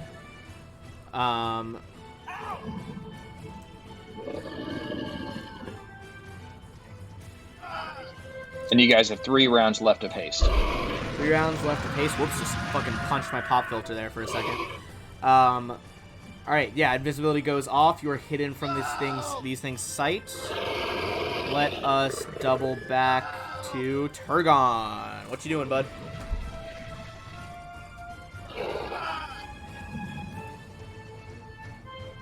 Turgon? I'm Oh, there you I'm go. gonna do another fireball. All right, you still let in the- loose with They're another. still inside the. Yeah, they're fucking taking a stand. The bears are just breaking buildings and just biting and clawing civilians at this point as the fireball goes off. Does a 31 grapple in the black A tentacles? 31 grapples the stone giants at least. Let me double check the bears. The bears are also grappled. All 5 of them are grappled on that check. I was gonna say, if they survive that, man, those are tough bears. Avoid those. That means Don't go if you want near to 'em. roll damage on them as well, it's going to be the d6 plus 4, because they're all going to take damage as these constricting black tentacles squeeze their bodies. Alright, that's going to be 7 damage. That's going to be on all of them, though. Seems like a little damage, but still, that's 7 times 5, so hefty chunk as you spread it out. And then the fireball. Alright, let me subtract their tentacle damage, and then I will roll on fireball. Let's start with the stone giants again. That's going to be 1 success, 1 failure. Top 1 succeeds, bottom 1 fails. So 37 halved. That's going to be 18. And the other one is going to take the full 37. And then let's move on to the bears. They need to roll well because they only got like a +8, so they got to get 12 or above. Alright, top 1 succeeds, middle 1 fails, bottom 1 fails.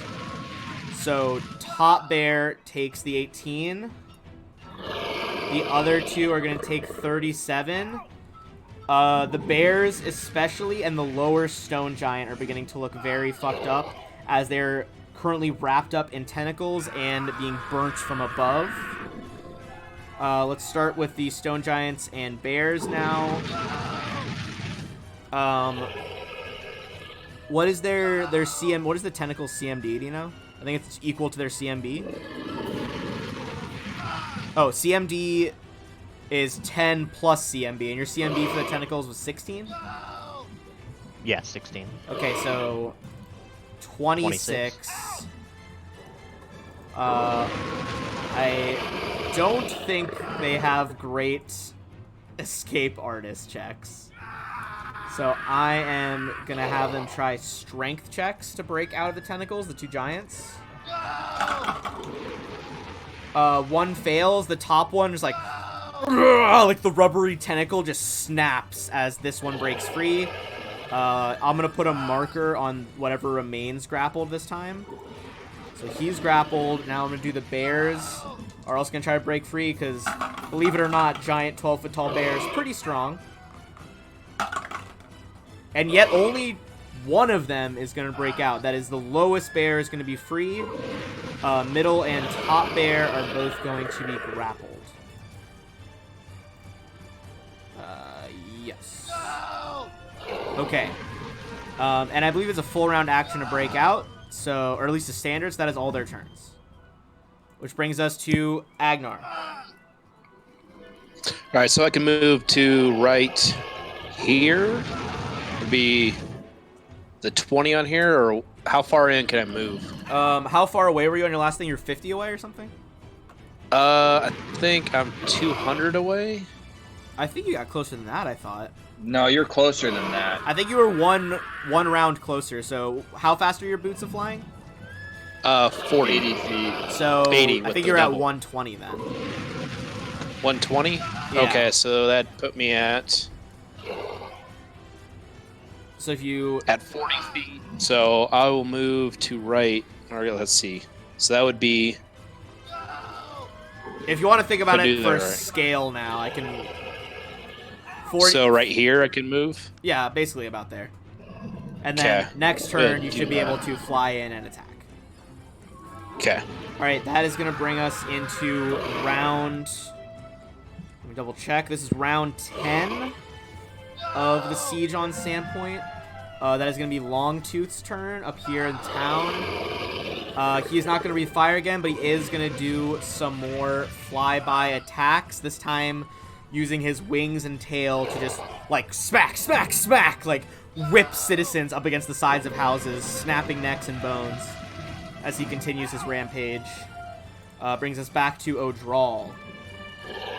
Yep, and I was 50 feet away, so I'm going to charge in at this. All right, O'Drawl takes the charge action at the lead giant.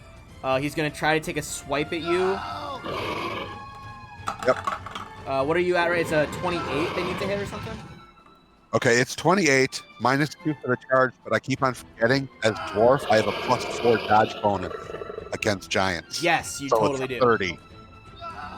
In that case, no, he is not going to hit you. Basically, like, as his club, like, swings through the air, you, like, spiral around it, heading towards him, and dodge out of the way. So go ahead and give your charge attack. The first one off of there. That is going to be +2 on that attack. Is that with the +3 from bard damage now? Yes. Okay. That should be built in there. Maybe not, but yeah. All right. I think it is. 12 damage. You basically just spin around his club, fly up with your flaming wings, and just like slash him across the face.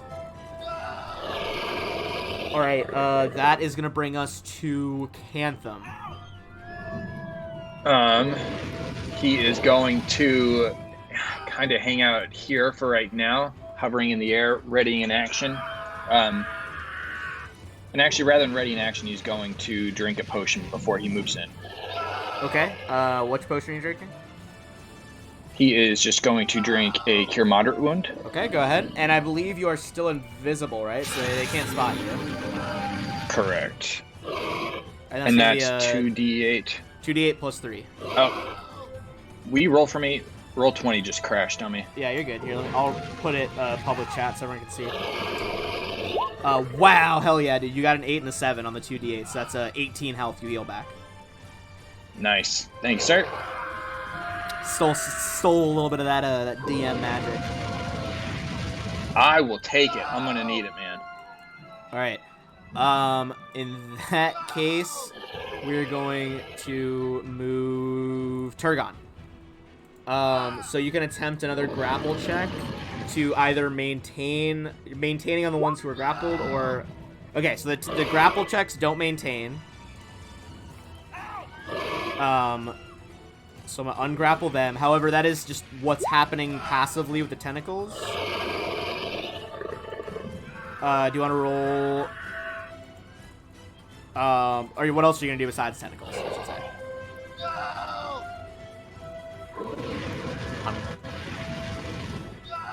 I'm gonna move 120 feet. Okay. Which will put me.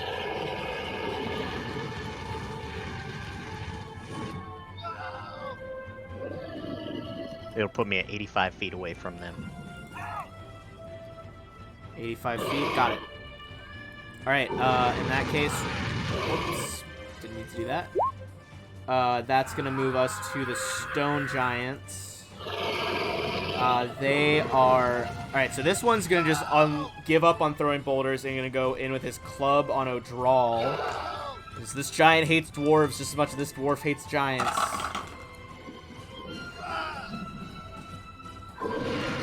That's going to be a 1 in 400 chance with 2 nat 1s on each swing. Wow. Nice. As he just, like, with that cut on his face, he begins to just, like, wildly swing two-handed the Great Club around his head, and you just easily, with your wings, like, back up and dodge both. Like, it's nothing. Bottom guy is not yet within range of Agnar, and I'm going to say he's kind of got partial... O'Drawl's getting partial cover from the other stone giant, so there's going to be 2 boulders at Agnar, who is coming in hot with the glaive that is presumably dripping with giant's blood. Oh, yeah. Okay, first one is going to be a hit on Agnar. And that is with a boulder, not a club. I just needed my dice on the ground, 1 sec. These sleeves are fun, but sometimes they get in the way. You're going to take 17 damage from the boulder. Okay. it basically like shatters against you, and you just like right away go back to flying towards them. And that actually is your turn next. Go ahead, Agnar. Nope, 1 second, I messed that up. 74, not 17. All right, so I'm going to move within 10 feet. That should be 30 feet of movement to the bear. And Yep. there we go.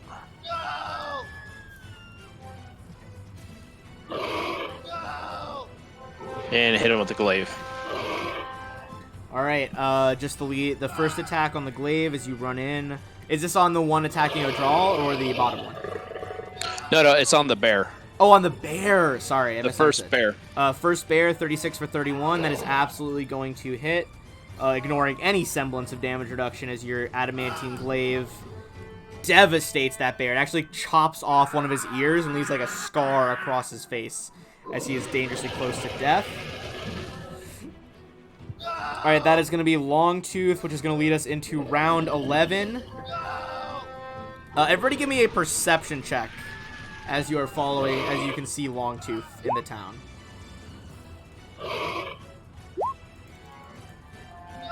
Also, last round for you guys to have haste. This is or that was? This is. This, like, Okay. by the end of this round, haste will be up.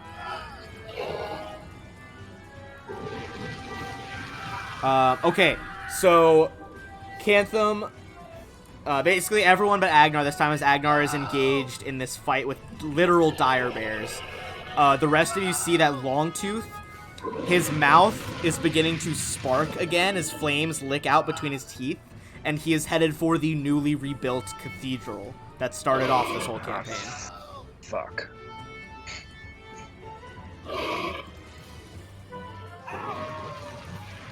Give me 1 sec. I'm going to try to take the flame tokens and put them on the buildings that are burning. So yeah, now you can see over there that building's on fire. There are other small blazes in town, but I will mark the most powerful ones.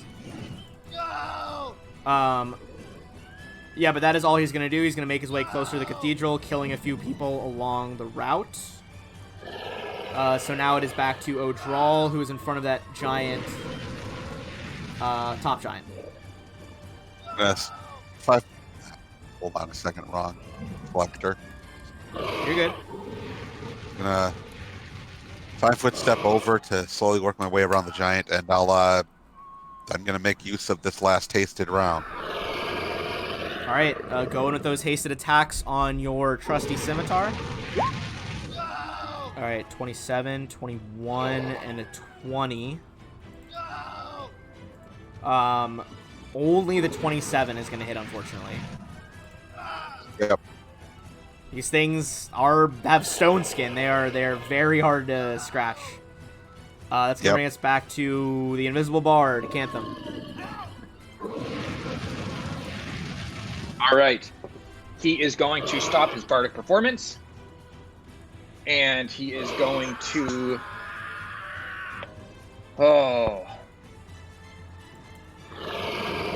He's going to try and keep his distance as much as possible from the dragon, but he's going to ready an action. So the moment he gets within range, which is going to be 55 feet, he is going to release a spell while holding his rods. And that is not a sexual innuendo. Go on. I am intrigued. Let me do this.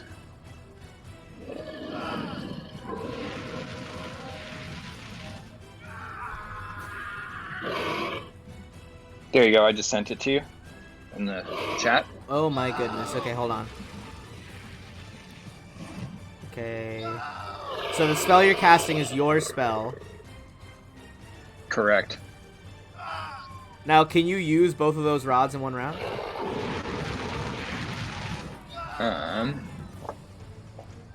Actually, I don't know. I've never built a character that did that, so I'm not actually sure either. Let me double check. No, you cannot.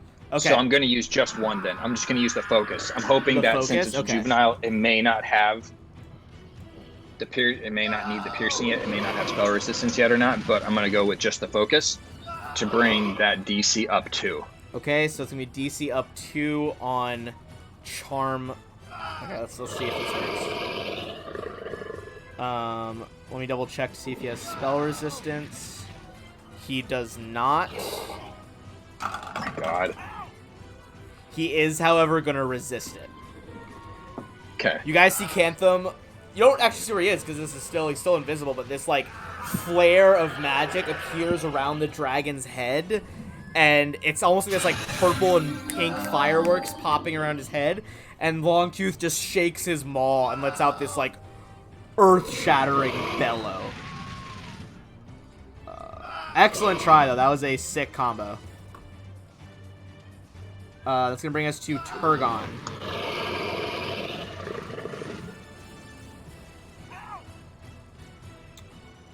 I'm gonna dimensional slide up behind Agnar, Okay. and I'm going to Scorching Ray, one at each stone giant and one at the closest dire bear. Okay. Start with top stone giant. That is absolutely gonna hit touch AC for 14. As the fire blazes against his chest, leaving this huge, like, impact scorch mark. Next Scorching Ray is also going to hit the second stone giant for 18. Another fire mark appears, and you go... Yeah, I forgot you had your third Scorching Ray now at this level. And 26 for 10.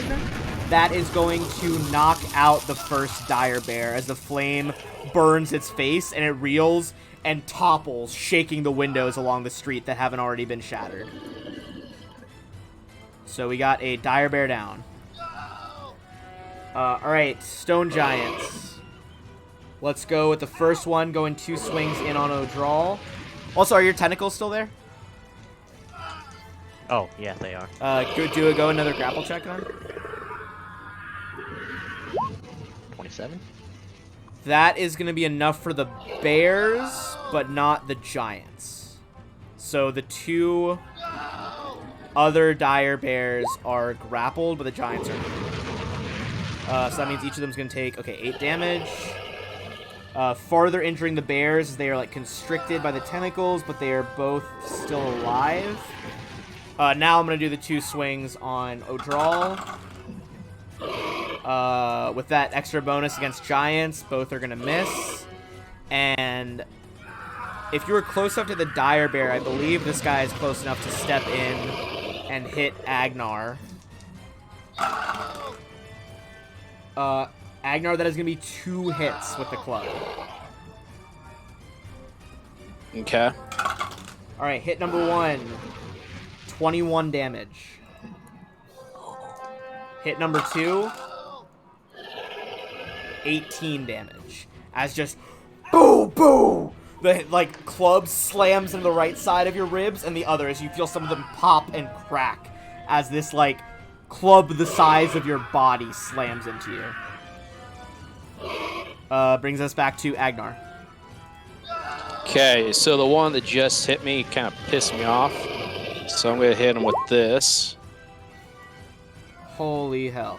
Okay, so first attack hit, and that one is dead off the first attack. I assume you want to pivot to the second stone giant. Oh, 100%. All right, with those 2 stone giants, as this flurry of the glaive flashes almost faster than the Sandpoint citizens can follow, and the 2 giants with multiple slash wounds across their arms, torsos, and necks collapse, clutching the bleeding wounds, and boom, boom, splash into the pond and the river next to Sandpoint. And then I'm going to ask O'Draw if he can shoot me some healing stuff as a cleric. So this is going to be round 12. We're going to start on Longtooth. This is about midway. It depends on how fast you kill everything, but potentially midway through the siege. So I'm going to say now is a good time for a 5-minute bathroom water break if anyone wants to go. All right. Can do. For those watching, please stick around. I'm going to do a quick ad break while we do that, and that'll help support the stream.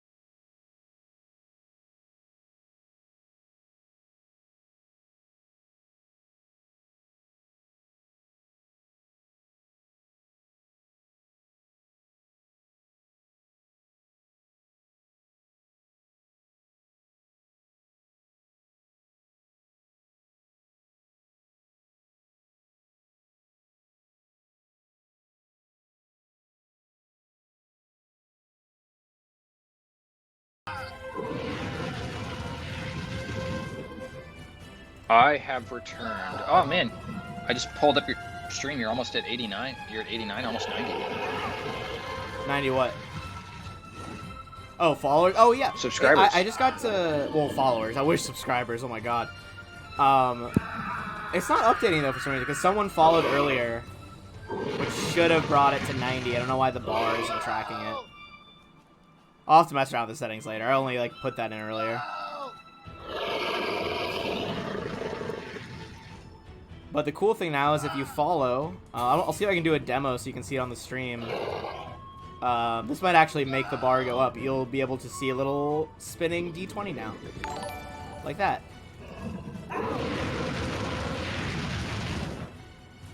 Yeah, see that? Yep.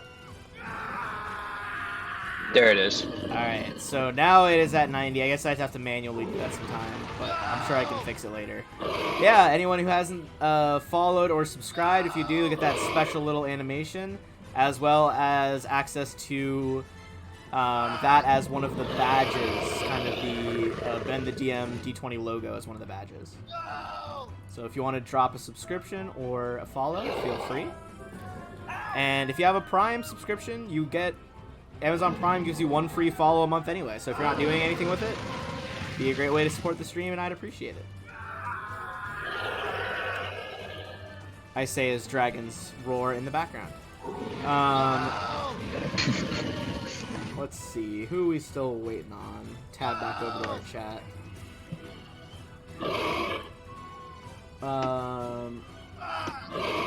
We got Ethan. We got Nathan, Yep. I think. Yeah, I'm in. All right. Ko, is he there too? Yeah, I'm here. And do we have our trusty cleric? I is here. All right, then we're good to go. Let's keep it going. All right, so that is the beginning of round 12. As Longtooth flies over the cathedral, he ends up alighting on the southern tip of it. He does breathe fire on it. However, while the northern wing catches fire quickly, the other wings were intended to be very fireproof and are made mostly of stone because of the last time the cathedral burned down.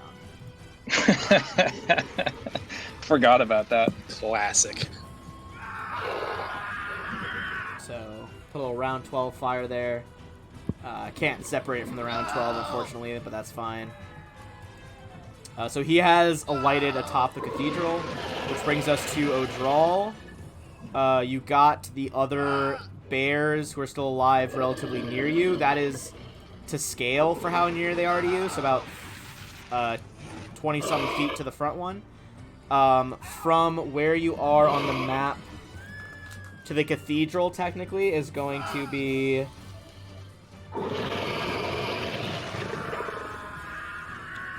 about 150 feet to the cathedral. Okay. Well, I'm going to start off by reaching over and touching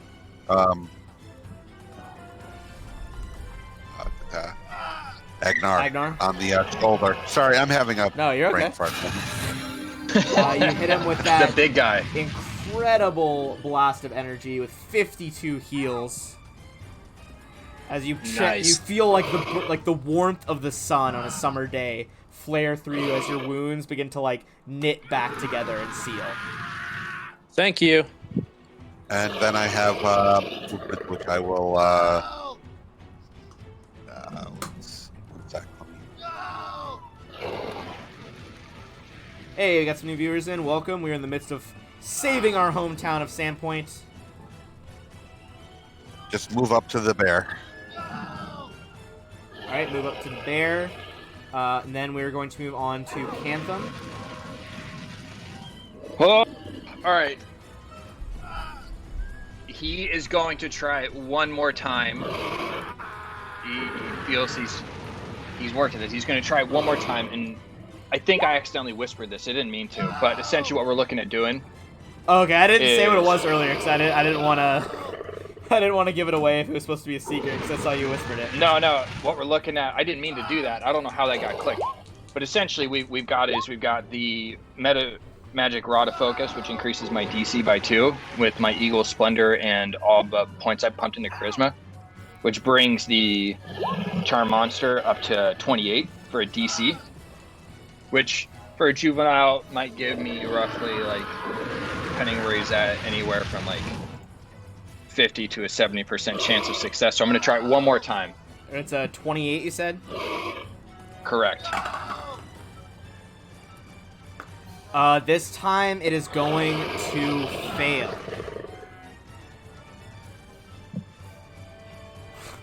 It like sniffs the air, and it's like, I know you're out there, friend. Stay back or you'll be burned. Anymore. Oh, you're not invisible anymore? I'm not invisible. I cast a spell. Oh, yeah. Sorry, Invisibility so ends when you're, you cast a spell. he like turns to you and he's like, stay back. I don't want you to burn with the town.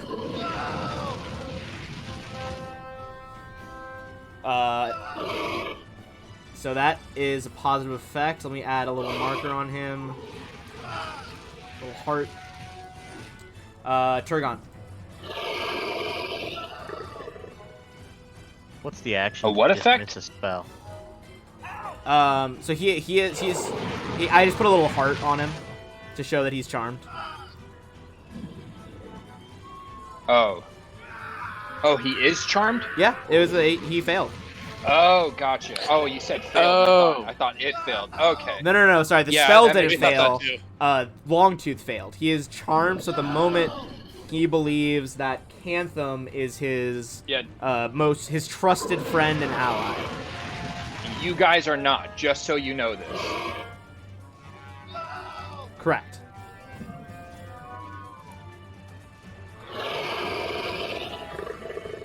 So essentially what happens now is you can try to give him orders, but if it's something he wouldn't normally do, you'll have to roll opposed charisma checks against Longtooth. Oh, yeah, I know.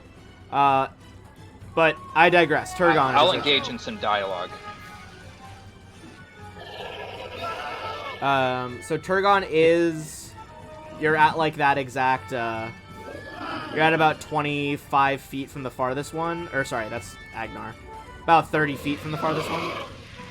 I want to dismiss Black Tentacles because I don't want Odral to get caught up. Okay, Black Tentacles... Is that a move action? I'm gonna say that. I usually say dismissing a spell is just a free action. Oh, perfect. And then I'll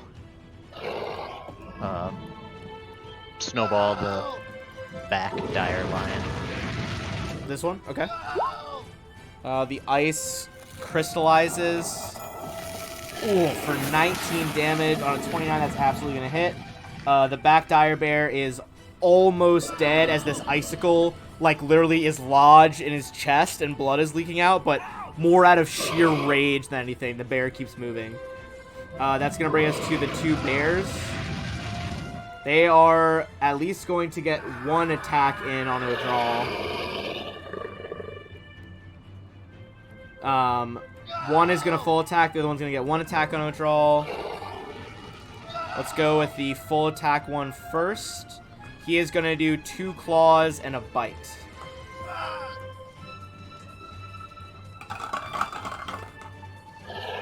And these aren't giants, technically, so a 29 should hit, right? Yes, my AC is 27 now. Alright, so first claw misses, second claw hits. You're going to take 13 damage, and what is your CMD? CMD is 21. Okay, he is going to fail to grab you in his claws, and then he's going to go in for the bite, which is also a miss. So 1 claw and 2 misses, and then the one who ran up from the side is going to try to claw and grab you as well. That is going to be a hit. You're going to take 10 more damage, and this time versus your 21 CMD, it is going to grapple you. Okay. So this one over here is currently in the grappled condition with Agnar. I'll give you concentration checks for the, I mean, technically controllable for the spell. That's for sure going to do it. All right. I must have missed something. You said this one right here is grappled with me? Oh, did I say Agnar? Sorry, I meant Odral. Okay. Yeah, no, you're good, you're good. That brings us to Agnar, though. Okay, I'm going to move in. Is that a 5-step or is that... Yeah, you can 5-foot step down there. Okay. Yeah, hit him with that. All right, and let me see how far you are. Yeah, you're within striking distance of the other one, too, with your reach, I believe. So that's going to be... with those series of 3 blows, you're able to eliminate both dire bears, which brings the threat on the eastern front to a close.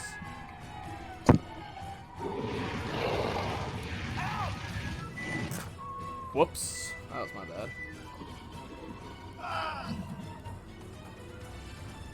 Ooh, I missed something on a round. Alright. No take backsies. Alright, well, it's okay. I'm just going to do 2 things at once right now. Alright, so first of all, at the end of the round, you're going to see them arrive. There are 2 more giants that leap the gap over the river over here by Mill Pond, near the woodworking area where you guys found those bodies during the Skinsaw murders. Additionally, lower down,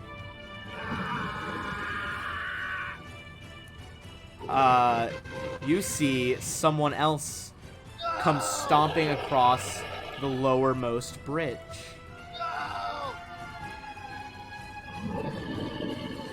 Capture as many humans as you can carry and keep them at bay! You see a different stone giant holding two heavy picks come sprinting out of the forest over here. That is going to bring us to round 13.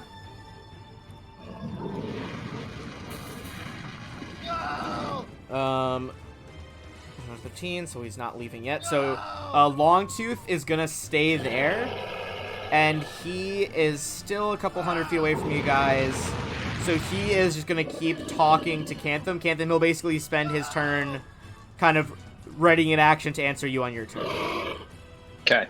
Odral, is your turn. Okay, well, I'm going to start off channeling the heal, and I'm... Oh. Is that a channel? Yes. Hell yeah. Eat it. Alright, that is going to be a channel as you get off 18 healing to all your friends.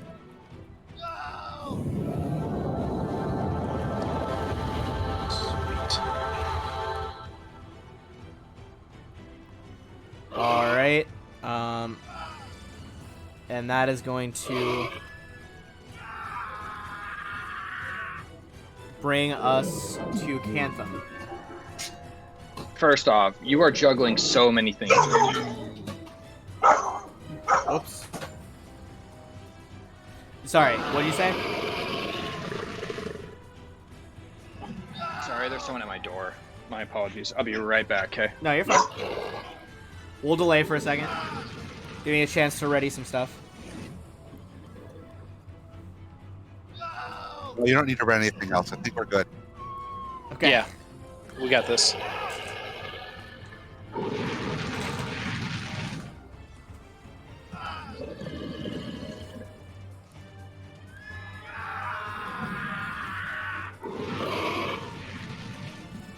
Ooh, I did actually miss something though while he's gone. As he was yelling to those giants to like provide cover, two more of them came out of the woods to seemingly cover this guy at the bottom.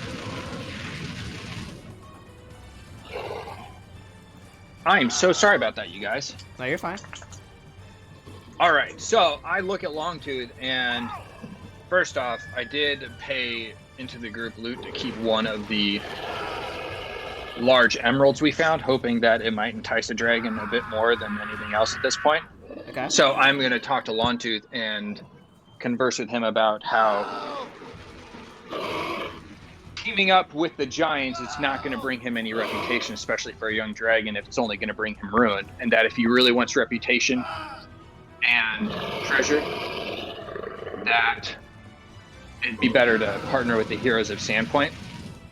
And while I won't stop him from torching the buildings, I would ask him not to eat any of the heroes of Sandpoint. Alright, give me a opposed charisma check. I'm gonna say with the you're showing the emerald as well, right? Yeah, showing the emerald, and it's not. I'm not asking him to stop burning the village. That can be fixed.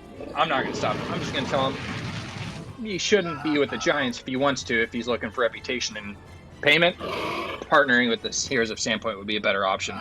Okay, I'm gonna say give me a charisma check. Give me a with a +2 on top of it.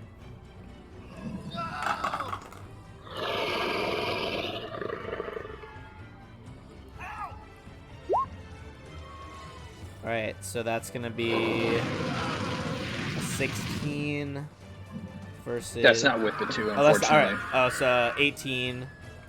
Let me double check his Cha modifier. Fine. The heroes will meet their death by another's hand, so long as I can continue the fires. I will toss him the emerald and give him a nice big wink.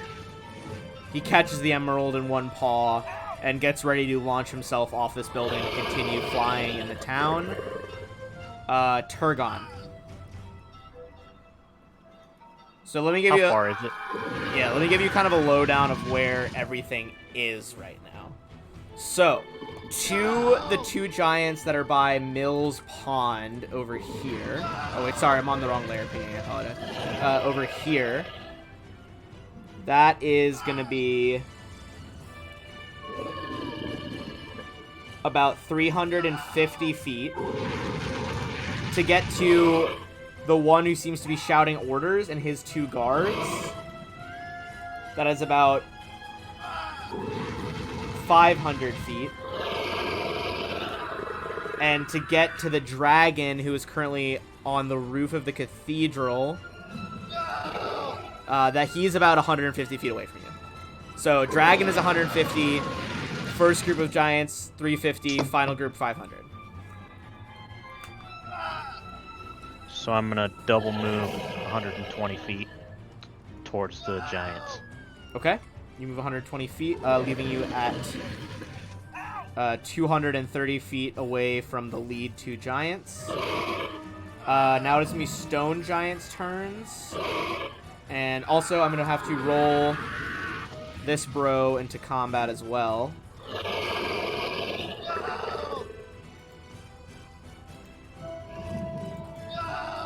It is not letting me roll him in, but I will just roll by hand.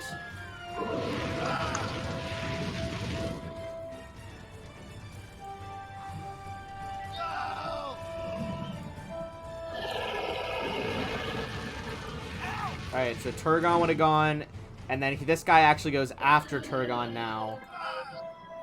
So...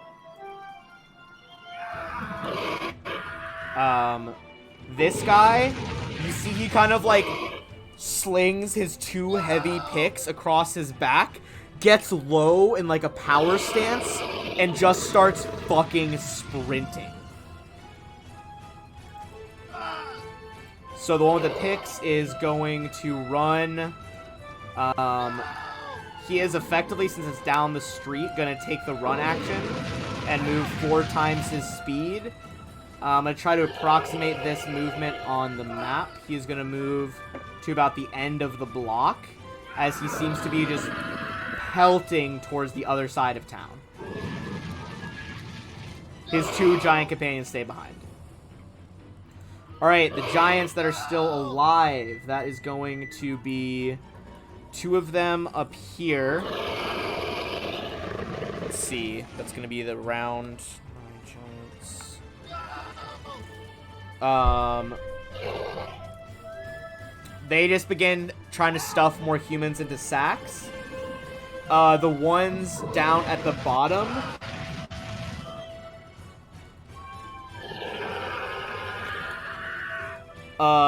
they start smashing down buildings, including a building next to the Hagfish, one of the bars here in Sandpoint, and they're just like, "Give us beer or death. Beer or death, your choice. We take one." As they try to start robbing the tavern. Agnar. So you're in the same predicament. Canthem, Okay. and I'm just gonna jump on the carpet with him. Okay.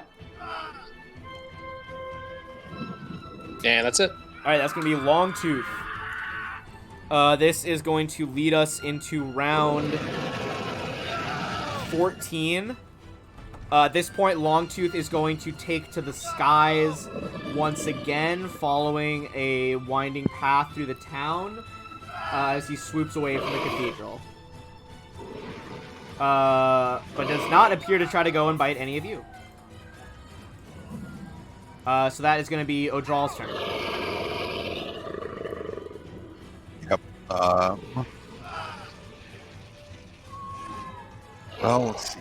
So my spell is active for 1 minute per level, so it's going to be around for a while. So I'm going to take to the sky.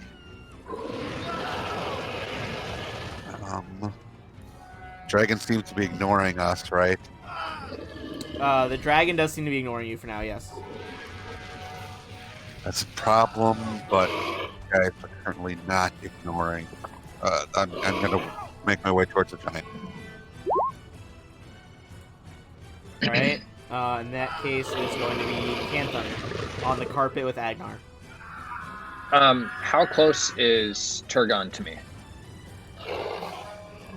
Probably like right next to you guys, because you guys were right next to each other in the graveyard. Gotcha. Well, I'm going to Dimension Door. Grabbing all of you, including the carpet? Yeah, if Turgon wants to go, it's willing, so I don't know if he wants to go, but I wouldn't resist. All right, so basically where... going to take him to so it's 400 plus 40 per guy. level. 840. Yeah, 840. That's easily going to be anywhere in town. So you guys are going to appear flying just overhead of this guy who's sprinting through town. As just like, boom, you clap your hands, and this pulse of purple magic rips the three of you across space and brings you to this point in town. I believe you are on Market Street right now, near the piers. It is Turgon's turn, as you are suddenly transported right above this giant over here.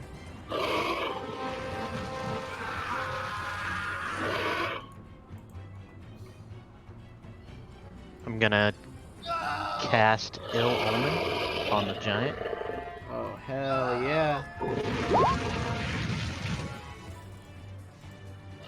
And then Alright. I'm going to Dimensional Slide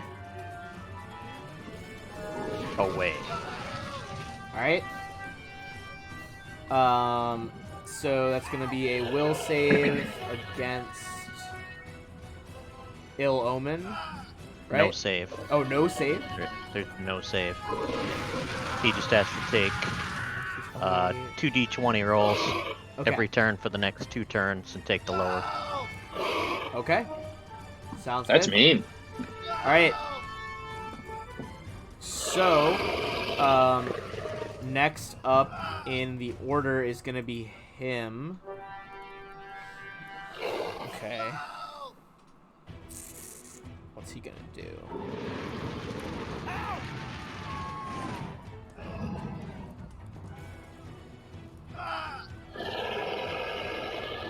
Alright. He's just like, I've been given strict orders. You will not get in my way.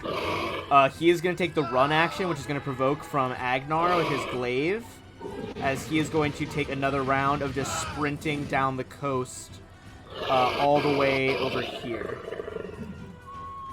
Okay, so that's a full round attack or Just one attack on the op attack. one.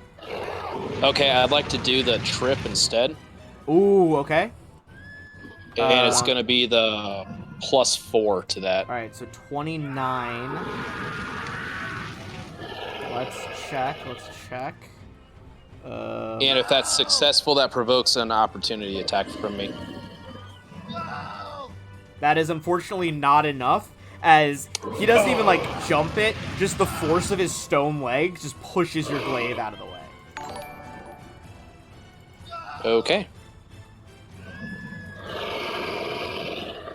What is that guy up to? Jesus. Hey, thank you for your follow. Got Bear Monkey another follow. It's 91. Hey, that one worked that time. So we are up to 91 out of 100. Got it working. Hell yeah, guys. Let's get it done. Sorry, what were you... what is the guy up to? You'll find out. Yeah, I'm curious about what he's up to. Alright, so those are his stone giants now. I'm going to say his guards are both going to take the run action to try to get all up in your guys' faces. These two guys are the ones who are going for beer. The other ones are going to run down the street. They are now within striking distance of Agnar, but they took the run action, so they have -2 to AC. So does that provoke an attack, or? The lead one, yes, that would be one op attack on this guy. Okay, I'm going to do the same thing, do the trip. All right, go for a trip. That's a 29. That's going to be 33. just Oh, with the because they're giants with the extra +4, that is going to be enough that the lead giant is going to fall prone. So Okay, and then that's gonna hit him with this. All right, give me the op attack. That is a confirmed crit on the op attack. Fuck Yes. yeah. Plus whatever he gets for being prone. So that is going to be 84 damage. He is still alive, but you basically fully cleave off his right arm as he collapses to the ground. His arm just like boom, falling next to like across the roof of one of the buildings. Agnar, is now your full turn. Okay, so I'm going to 5-step over here. I think that'll put me at range in both of them, and then hit the first guy. You gotta go. You can't go that way. Sorry, you gotta go the other way, unless you're hitting over a house. Sorry, I was on a different tab. Okay. Yeah, you'd want to go this way. Yep. So that way, 5-foot step, hit him with that, and see what happens. All right, you're not gonna be able to reach the guy behind him, but between those 3 attacks, just rapid fire, shing, shing, shing. You are going to decapitate with 3 quick strokes the lead stone giant.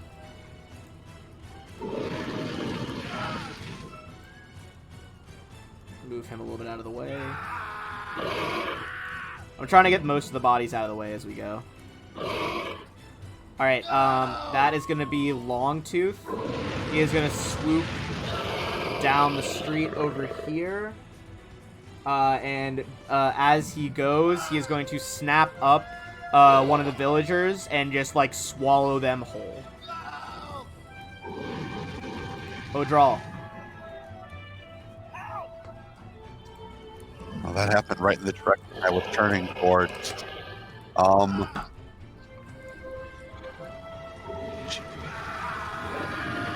Well, I'm going to move 100 feet in that direction because I want to head toward. I was heading toward the unique stone giant. Okay. So you want to head 100 feet? So you're heading toward the dragon this time? Well, they're in a line with each other. Okay, so it's in that direction. Go ahead. I have to go through the dragon to get towards him. I haven't decided what I'm going to do about dragon yet. Worrying.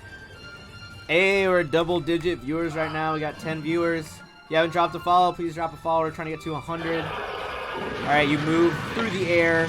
Your flaming wings still burning behind you, leaving kind of this like trail, like tracer fire in the sky.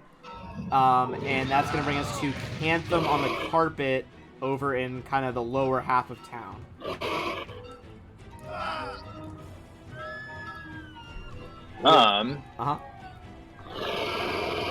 I am probably going to pull. Let me see here. I will actually go ahead and do haste again centered on Agnar. Give that another go, so that way Agnar and Turgon will reap the benefit of that, and then continue my Inspire Courage. Start that up again, so that way everyone can get the +3/+3 from that. All right, the beat starts up again, and we are going to move. Sorry, I lost my tab that I was using. Let's go over to Turgon. How far did this big guy here move? Can I get within 50 feet of him? Let me get out my ruler and map. Give me 1 second. Okay, so he is at the corner by the beach. And you are over at, I believe, the Pixie's Kitten. He is about 350 feet. Okay, I'm gonna move 120 feet closer.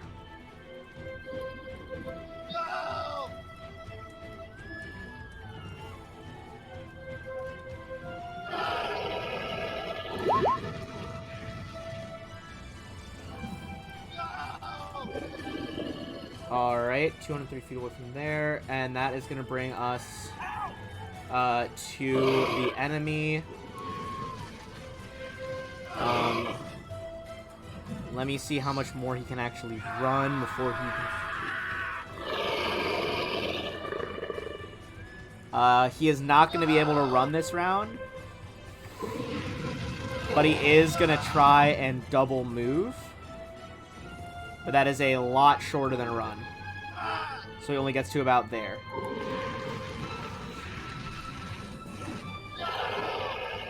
Remaining stone giants. Second guard is now going to move within striking distance of Agnar. 10-foot reach so it doesn't provoke. He's going to try to hit you once with a club. That is going to be a miss on Agnar as you, like, manage to use your whole body weight to, like, not parry it with the blade of your weapon, but, like, push it away with the haft. The ones down here continue to steal beer and just pillage and kill. Agnar, it's your turn. Okay, I'm going to actually prep my full round attack for whenever Cantham drops us in. All right. Drop in where? Yeah, what's the plan? Hey, I thought you were good. What's going thank on? you for the new follow, Dark Nerd. Up to 92. I thought you were going to drop me in on this guy, and I was going to prep my full round turn for dropping it on the big guy. The same, like, teleport deal. Would you Yeah, like to I do think that might be it. I can. Probably, yeah, we can do that. that? All right, so yeah, Okay, essentially that's you're what- You gonna, have to like, tell Cantham what you want, and yeah, by all means, he can definitely do that. Yep. Hey, get me to the big guy. Same thing again, but I'm ready this time. All right, Cantham like ready to teleport the pair of you again. Dimension Door, excellent use of a spell for this battle. That is going to bring us back to the top of the order with Longtooth. And with Longtooth there, it's going to be the beginning of round 15. Do we have anything significant happening round 15? Let's double check. We do not. And that is... Okay, so he is going to move forward. He is almost within sight of the Sandpoint Playhouse over here. It's kind of like the local theater. Again, just injuring town's guards as the... You know, you actually see Sheriff Baylor Hemlock trying to, like, rally the troops and defend against the dragon as they just loose a volley of crossbows, almost to no avail, as they bounce off. Everybody give me a perception check as the rain of arrows goes toward Longtooth.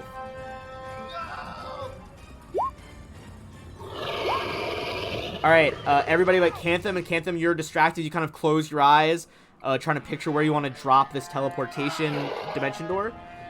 The rest of you see that some of the arrows glance off his scales, but some of the arrows seem to stop before they impact on him, and where they hit, there's a brief ripple of energy.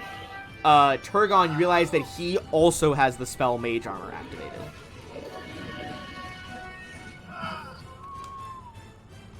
That's right, ladies and gentlemen, the dragon's a caster. Let's move on to Odral. Yep. Seeing the way that this guy's moving, I'm gonna adjust my direction that I'm going, and I'm gonna start heading towards Old Light. Hell yeah, okay. You map out this giant's course and begin heading to the Thessalonian ruin of Old Light on the outskirts of town. I imagine it'll take me somewhere around 9 or 10 rounds to get there. Let us find out. How much are you moving? 100 feet around? Yeah. Okay. And you are a little bit... You're okay, you're by that coast. Can you take the run action? I don't think so. I don't believe you can fly. I'm gonna see if you can take the run action while flying, because it might be... Let's see.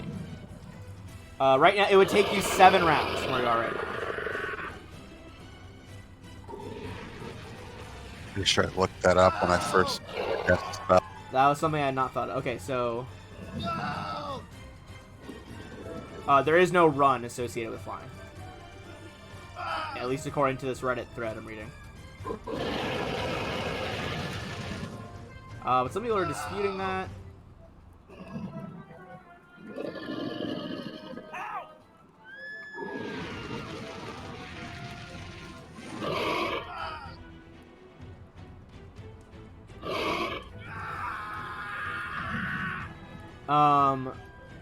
I believe since it is magical flight and not physical wings, you wouldn't be able to. Okay. So it'd be 7 rounds to get there. Okay. Well, this is the first 7. All right. That's gonna be Cantham. I am going to disapparate. All right. So as you snap out of existence, the air molecules slam back together as the pair of you, I assume, reappear Just like right right ahead of him. Like right above him. More than like. All right. Yeah. Like I He imagine said like to- he said- diagonally above. Yeah. All right, so Agnar, you pretty much delayed this turn, so you have a full round attack here, and that full round is also going to be each hit at a +1 because you have the high ground bonus, the Obi-Wan bonus.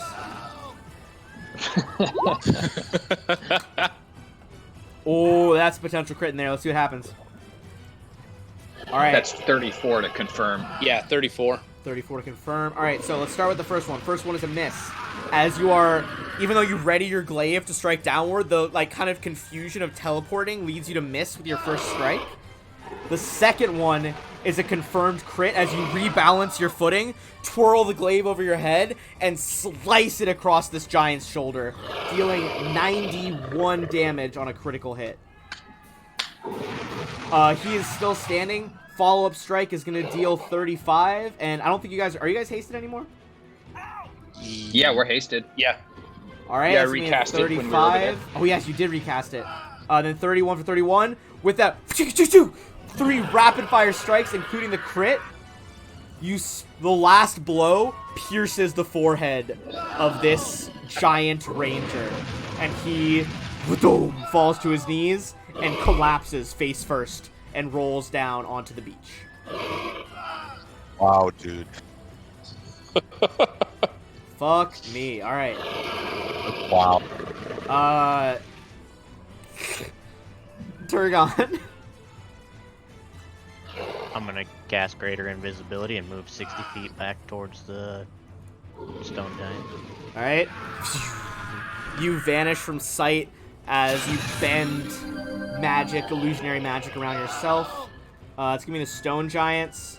They are confused as fuck as their leader goes down. I believe that's gonna change their morale. Give me 1 second.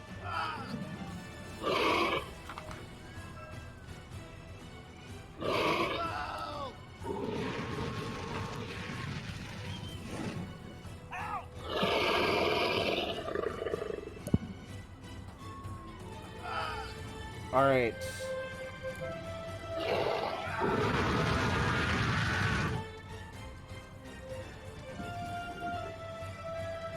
Give me 1 second. I'm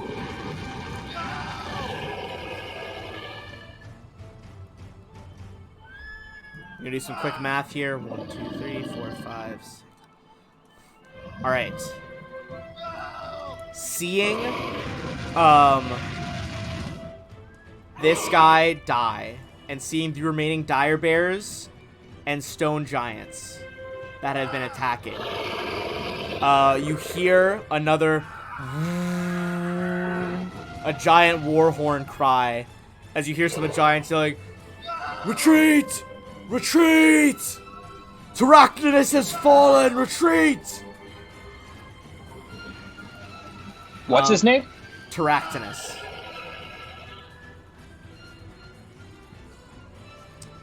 You guys recognize that name from the note that you had, saying that whoever M was, the person who signed M that wrote the note, he said that he believed Tyrachnidus had narrowed down the location for what he searches for.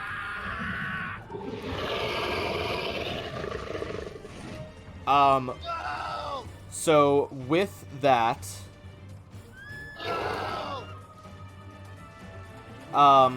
the lot of them are going to begin their retreat. So it's up to you guys if you want to pursue the remaining 3 stone giants. Longtooth is going to do something on his turn, but the stone giants have now started to run away.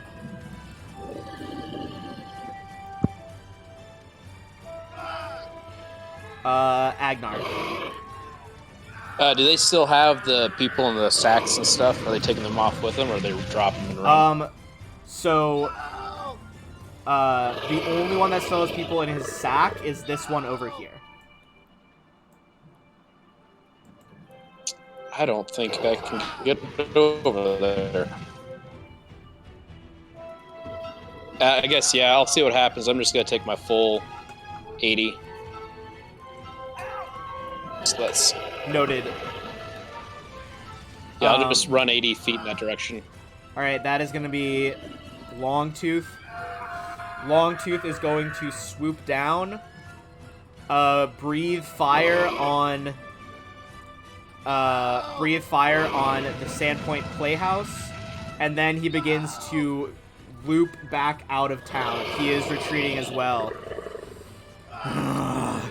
Stay safe, friend. The rest of you will cower. Your times are done. Odral, what do you want to do? Work on getting towards the stone giant that was pointed out that still has people in the bag. Okay. I start working my way towards them. I don't think I can catch him, but I can't. Actually, you can fly faster than he can double move. And while he is working my way towards that. in that area, he's going to have to double move, not run. So you close the distance. Let me just measure on the map. You're from that house to that house. You are about... Not that far, actually. You're about 120 feet away. Okay, well, I'll get within 20 feet of him. Alright, Cantham. So you get within 20 feet as a stone giant, like, has a club in one hand, sack with people in it in the other.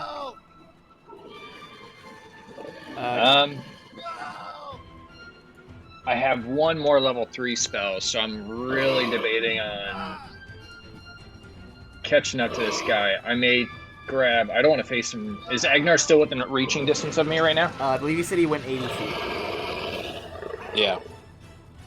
But your carpet Okay, can then move... he is... Oh, no, your carpet's 40 feet. Yeah. I'd have to double move, which would kind of... man. I will actually go ahead and do the dimensional door one more time to go catch up to Odral. Alright, you shift across the map to the other end. Just more to support him than anything, so that way he'll get my bonuses for Inspired Courage. Fuck yeah. Turgon, you're greater invisible. Flying above the town. I move 120 feet closer. Alright, you continue after the stone giant. The two at the end pretty much hit sprinting speed, and these two just run off into the Sandpoint hinterlands, leaving this town behind. Warning any more of their brethren on the way to hightail it. The last guy is going to double move. He's going to double move 80 feet to about here as he tries to get to the bridge and get out of town. Agnar. I'm going to do, again, my 80 feet. How far is he? Like 800 Very feet? far. He is at the lower, near the lower bridge. It's gonna be... He's about 600, 700 feet away from you.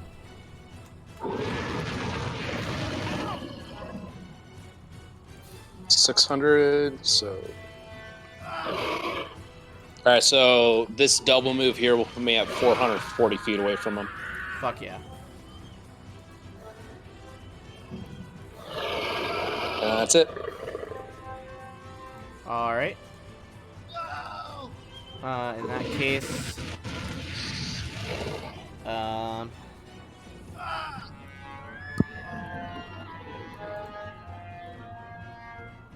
So it is going to be Longtooth.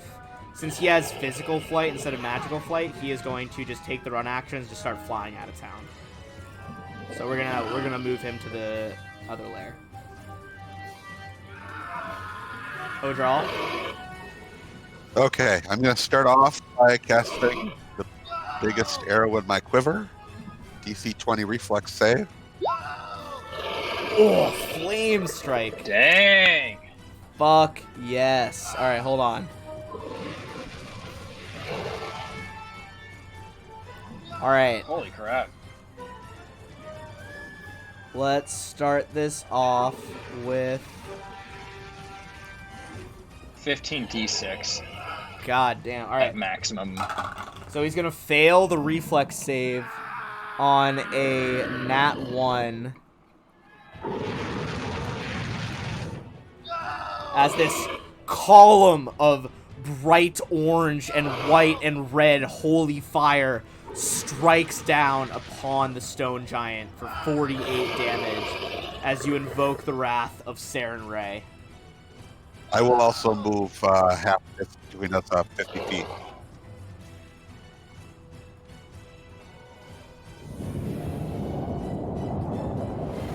All right. Then it's gonna be Cantham. I am going to. So that giant's still standing? He is, but he is looking mighty fucked up after that blast of like holy fire. I will do a.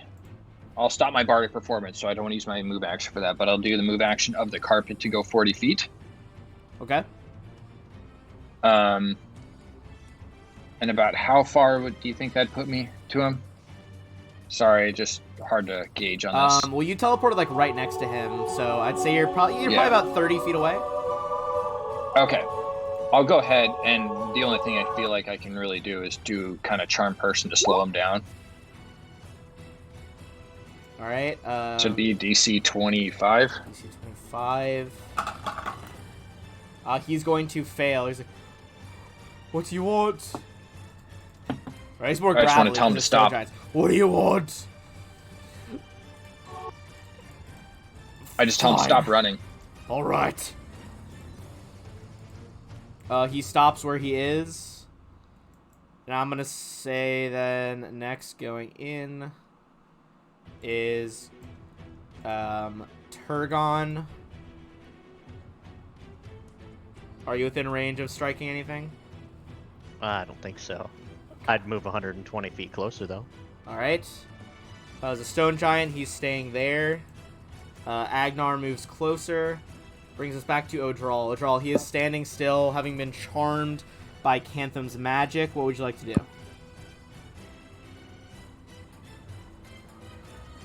I'm going to fly up next to him and tell him to drop the bag. Like, intimidate. Give me an intimidate check.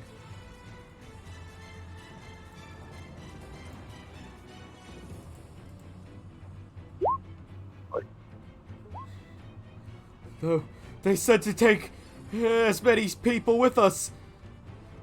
We can't give them up now. Do you want to do anything else? I moved in.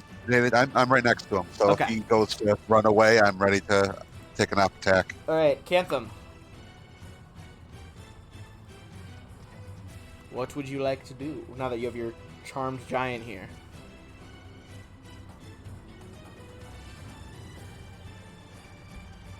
Ethan? My apologies. I was on mute, so you You're didn't fine. hear my dogs yelling at everybody. But what we're doing is with the charm person, I know it won't do things like that it normally wouldn't do, but I'm gonna try and interrogate it right now and ask him, what did you need the people for? All right. So you're telling him to give you what you need people for. He was not told. He was told to like not talk to anyone really. So I'm gonna say that's gonna be an imposed charisma check. But he's just a straight stone giant. That's not great. Oh yeah, you're gonna fucking destroy him. Okay. So let's see. How is he going to answer you?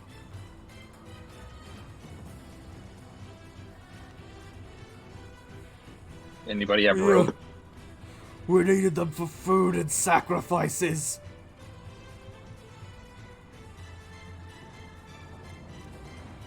What was your leader going after? What's he wanting?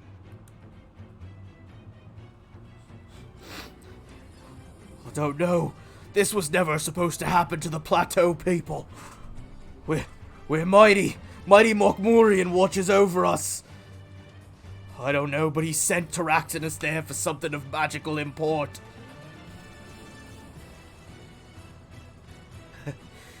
You won't get past Mokmurian. He's a smooth talker as you are.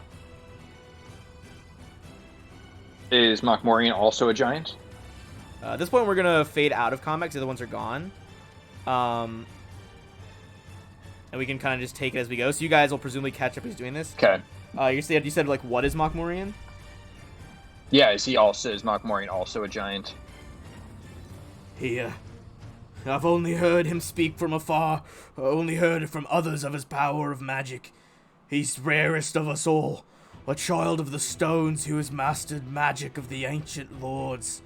They say he can turn living into immobile stone and turn his own flesh to granite. I even heard he can cause the very stones of the world to quicken and pull those atop into a tomb. Certainly he is like them, he says, but he's a powerful caster. Do you know where Mokmorian is located right now? Do you know where his hideout is? Or his lair?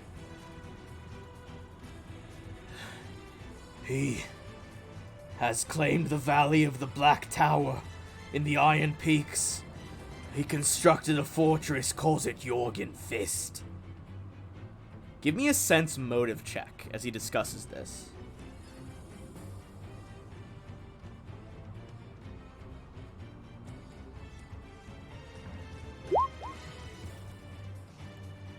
He may be deferential to Mokmurian, whoever this guy is. He seems exceedingly uncomfortable about specifically the Valley of the Black Tower in the Iron Peaks.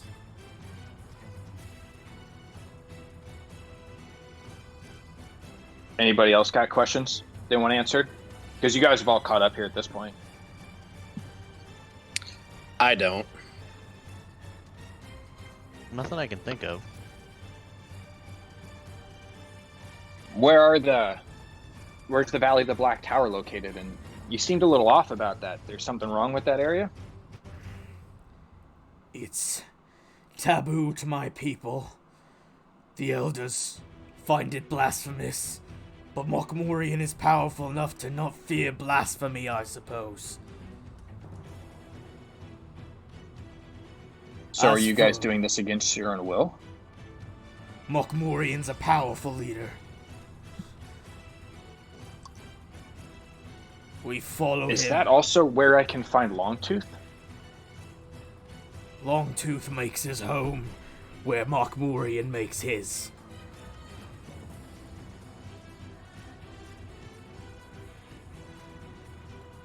Alright. Anybody want to finish this up? Yeah, anyone have any other questions for him, or you want to finish him off?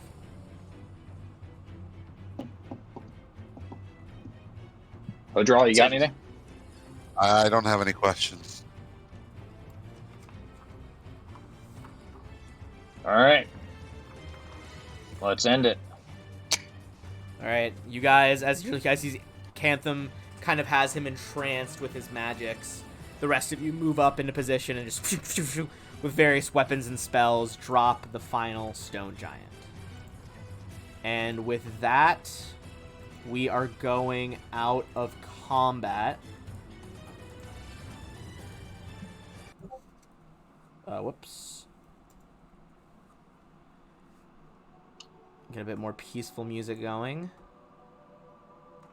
And at this point, I'm going to say it's going to be a good breaking place for us. We'll do one last bathroom break for 5 minutes. I'm gonna run some ads. If anyone's watching and wants to stick around and help support the channel, that would be awesome, and I'd appreciate it. But we will be back in 5 minutes to tally up XP and figure out what our next move is. Perfect. All right.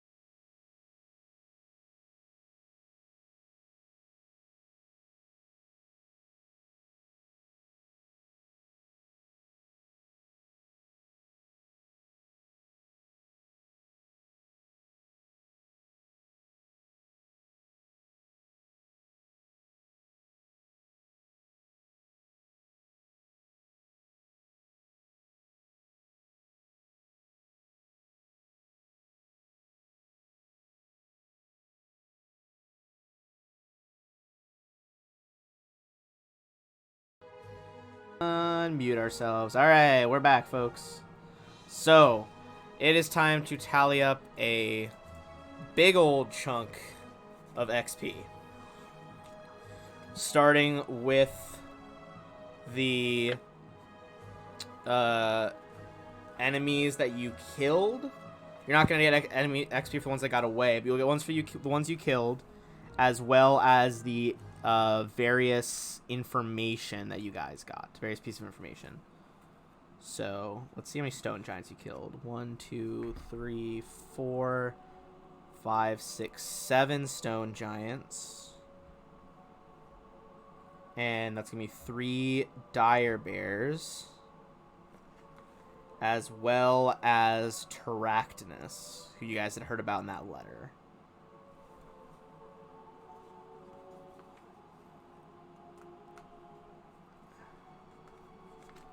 Alright, so just off the combat, everyone's going to get 13,200 XP. Dang. Alright, and then you're going to get a big story award here, depending on what things you found out. So you found out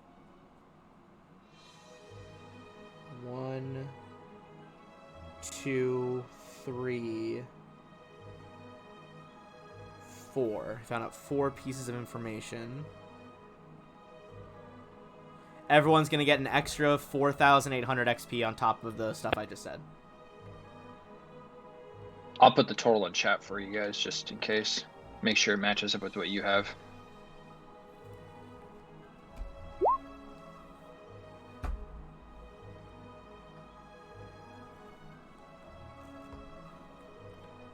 Do you guys have any spells that could aid in the fires being put out? If not, I'm going to roll to see how effective the bucket brigades are.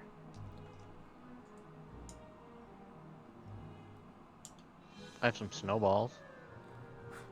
Actually, I could do a fireball and just make it ice or water. Oh, okay. I'll say that would take care of one of the fires. Which fire would you like to take care of with that?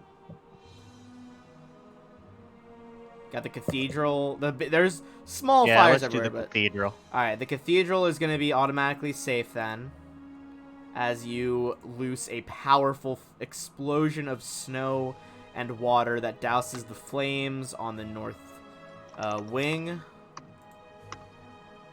And then... Can Agnar assist with the bucket brigade? He doesn't have anything magical, Sure. but... Give me just a strength check to see how fast you can haul water to the burning buildings. And that'll affect our rolls. Or my rolls. Let me take the haste and all that stuff off real quick. Yeah, go for it.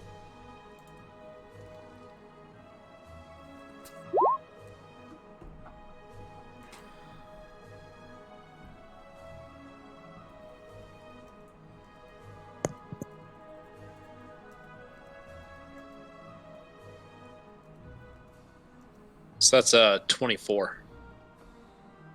All right, that is 24. That is all right. That's gonna so, the Sandpoint Theater does burn down over here, but you guys managed to rescue with magic. You rescued the cathedral, and with Agnar's assistance in the bucket brigade, you guys also rescue the guard station, the barracks area.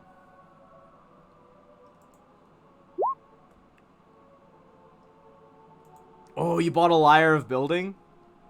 Yep. I told you, man. I prepped this out as soon as I knew there was a dragon.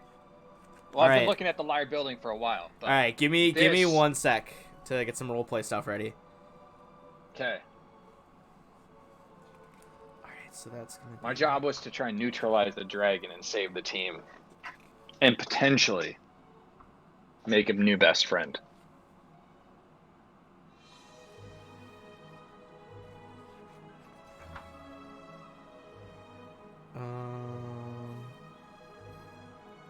Oh man, what's that place called?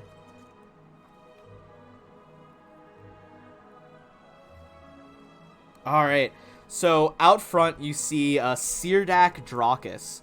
For those of you who have seen the first book of this campaign, he was the one that was making jokes at the Sandpoint Festival, the Swallowtail Festival in Book 1. He runs the theater program here. You see him like weeping in front of the one of the most impressive theaters this side of Rizia, as it is just burning down. As Cantham strolls up with a golden lyre. Cantham, what do you do? I put my hand on his shoulder and say, "Don't worry, the heroes of Sandpoint can help this," and immediately start playing to put this building back together. As you carefully, like eyes closed, strum the lyre. Every 30 minutes of play, give me a perform check. We'll see how many you can get done before you fail. Okay, so that's one. Give me another one. Oh yeah, one more. You're gonna have it completely built. All right. So with those checks, you do the equivalent of 100 humans laboring for about 20-something days and completely repair the Sandpoint Theater. As the objects drift slowly into place, reattaching mortar to brick, wood fusing back together, charcoal unburning, turning back to its regular hue. And Sirdak Drak is like, I have never heard anyone play so beautifully. I don't know, what can we ever do to thank you? Oh, I don't think there's anything you guys can do for us right now. It's more what we can do for you. I think you'll soon see the heroes of Sandpoint take a deeper role in the protection and security and leadership of Sandpoint. So all we require is your support when the time comes. And you shall have it. We do not deserve the heroes that the gods have blessed us with.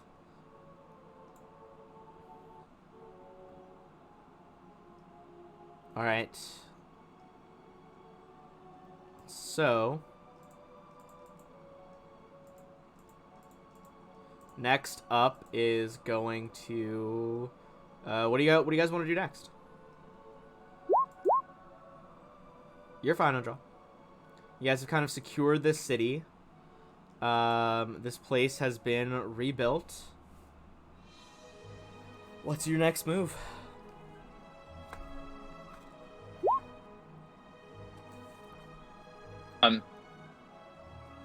At this point, just check on C, I guess. I'm gonna start referring to as the Arch Cleric of Sandpoint. See if Odral would go around and heal people while the High Mage goes around and does his flying to make sure we're all secure. Alright.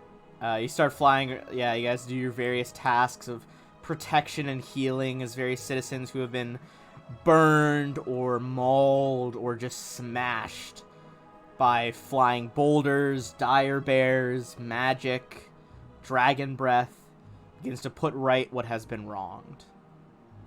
Give Agnar the carpet so he can go around picking up loot and loading loot onto that, I guess. Or maybe, actually, Agnar, would you go look at the big bad guy, see if you can find any information on him while you do that? Oh, yeah.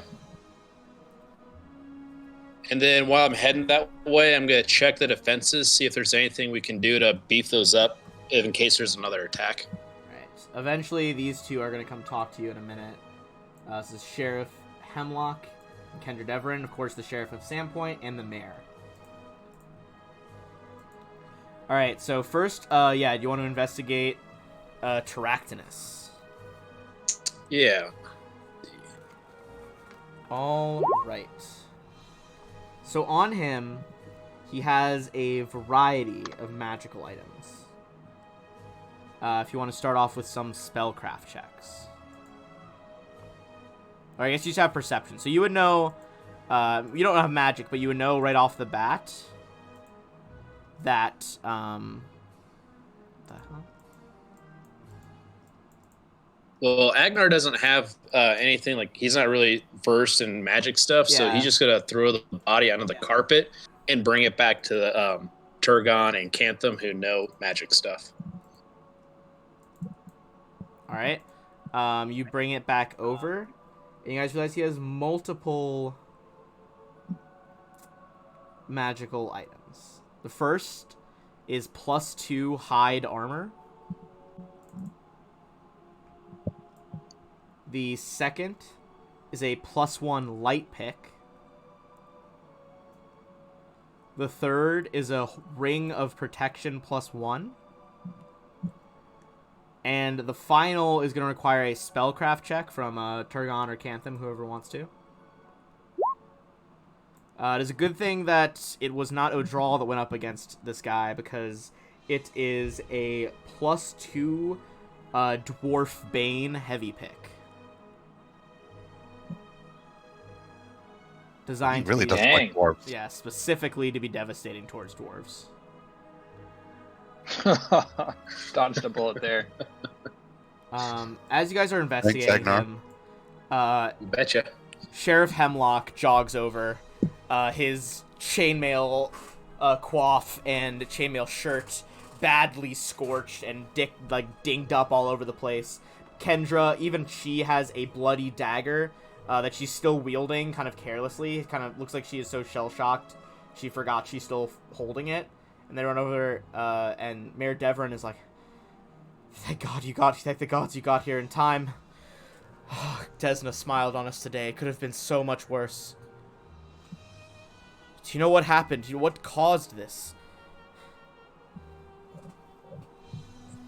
They were looking for something, but whatever they were looking for, they did not get.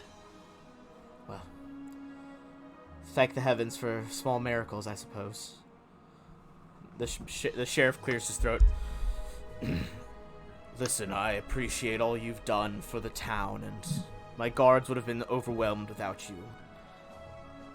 I don't know what else the town can offer you, but I am forever in your debt.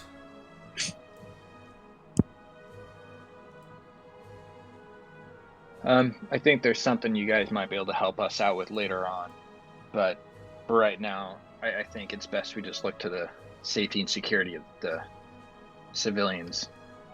Very well.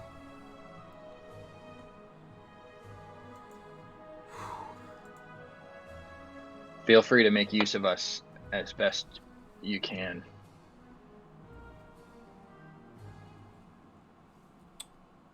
Alright, well, if you all could help rebuild the walls and just kind of patrol the town for the next day or two, make sure none of them come back while my men do as many repairs as we can. They mentioned, real quick, something about the Black Valley. Do you know exactly where that's at? Let's see if he can figure it out. He frowns. That's an old giant name for it, but it should be the valley that overlooks the waters of the Mushkal River. If you head east from the Storville Stairs, you would stumble across it relatively quickly. How far away is it from here? Riding?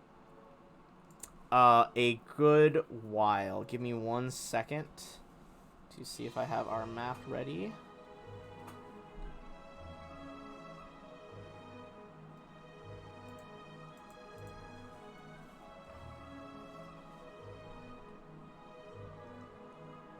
Alright. So, in a And if second... any of y'all got questions or anything, jump in. So Agnar's going to go up to the sheriff and basically tell him that we need to start shoring up all these offenses, reinforcing the barricades around the bridges to help prevent the giants from getting in again. And then he's going to want to start training the local militia, whatever they've got, training them so they can better defend start training them in like fighting giants and what techniques can work better against giants than normal people, so they're prepped better for next time. Alright, you go and start getting them all ready. Give me 1 second. So you would know that you guys are over here, along the southwestern coast of Varizia at Sandpoint. Mm-hmm. The Storville Stairs are kind of the edge of the Storville Plateau up here, which is like the highlands of Varizia. It was about 2 weeks to Turtleback Ferry, which is over here. To get to the Storville Plateau, where you want to go, would probably be at about 2.5 weeks by horseback. Okay.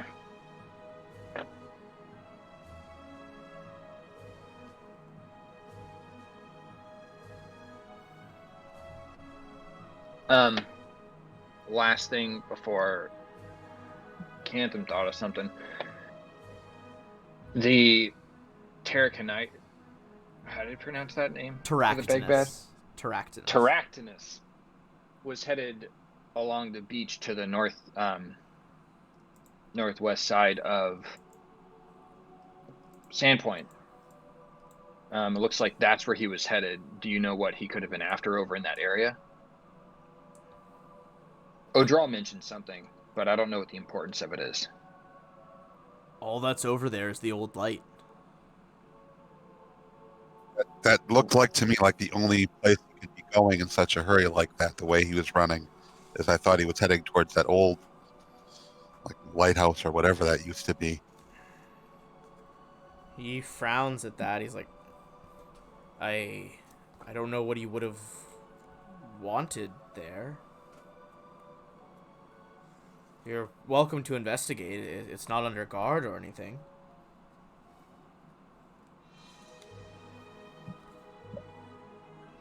Yeah, I think it'd be best if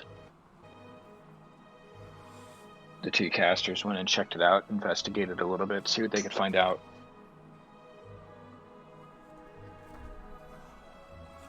All right. The two casters go to investigate. Why don't you guys give me a perception check?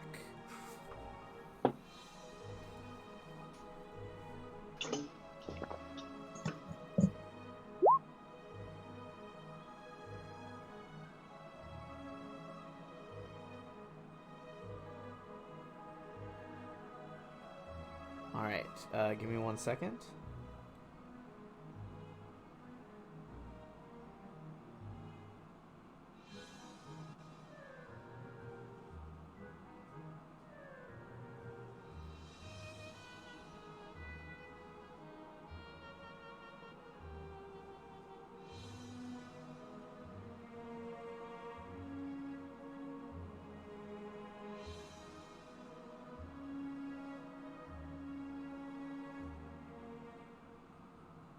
All right.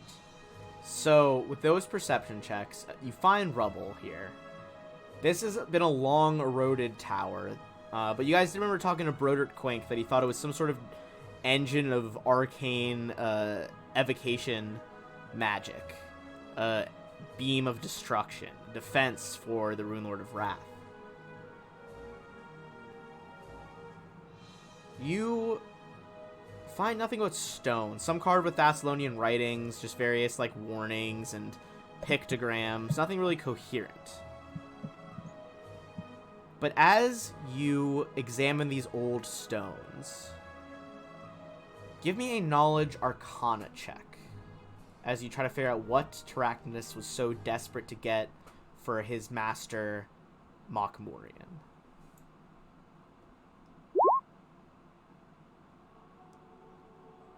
Turgon, as you examine, and Cantham, as you both examine this aged stone, you realize that it is not the fact that it might have a few odds and ends of arcane runes on it that matters. It is the age of the stone that matters. With stone giant elders and their magics, you think a lot of them would be able to use spells like Stone Tell, using ancient stone objects to read the past. So whatever they were after here, perhaps it was more trying to assess what the old light might have been, or what might have been around the old light.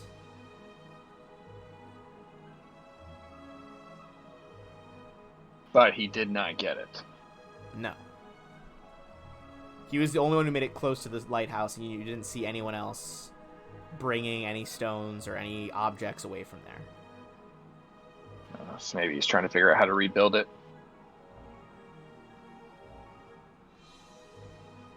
Definitely need to shore up the defenses a bit more. Alright. Maybe we need to talk about martial law here soon. Oh, damn. Would we know who would be able to use Stone Tell? Let's see. Like, what kind of casters? Or, like, anyone, like, nearby that you mean? Well, just, yeah, anybody in town or maybe in Magnamar that we've run across. I'd say give me another knowledge arcana check to try to figure out who could be able to do that. So you would know that Stone Tell essentially gives you the ability to speak with stones, which relate to you or who or what has touched them, as well as revealing what is covered or concealed behind or under them. The stones relate complete descriptions if asked. A stone's perspective, perception, and knowledge may prevent the stone from providing the details you are looking for. You can speak with natural or worked stone. This is a spell that only druids or shamans can cast.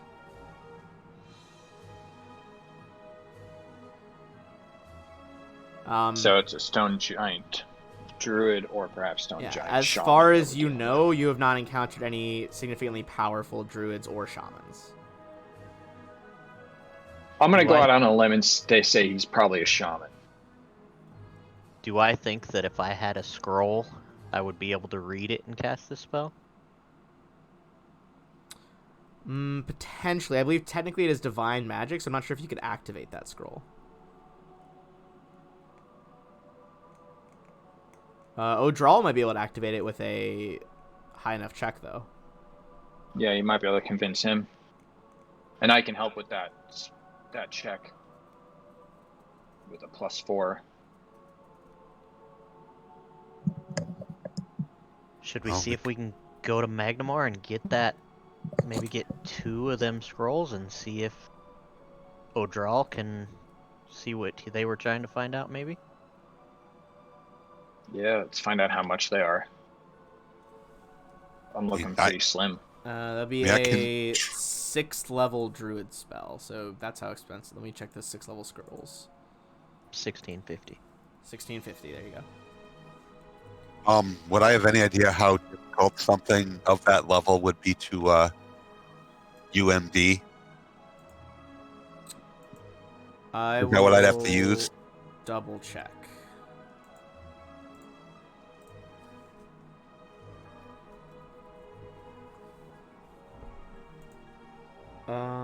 To activate it, you would need to make a spellcraft. Oh, spellcraft to decipher it.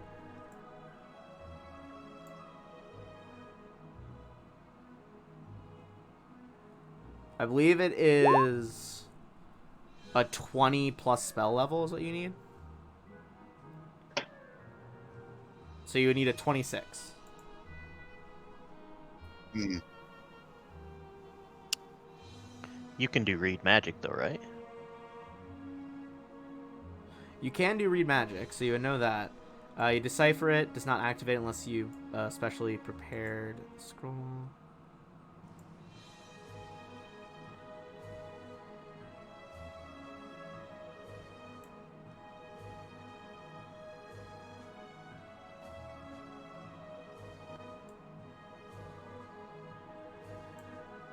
Oh, okay, so it's a DC equal to the scroll's caster level +1. So that's not very hard. That's going to be pretty easy for you to do because you can automatically read it. I mean, up to you guys if you Yeah, want that to shouldn't be too hard. read that or not. Or try to go get one of those or not. Alright, it's a great idea. Do you have a teleport set up?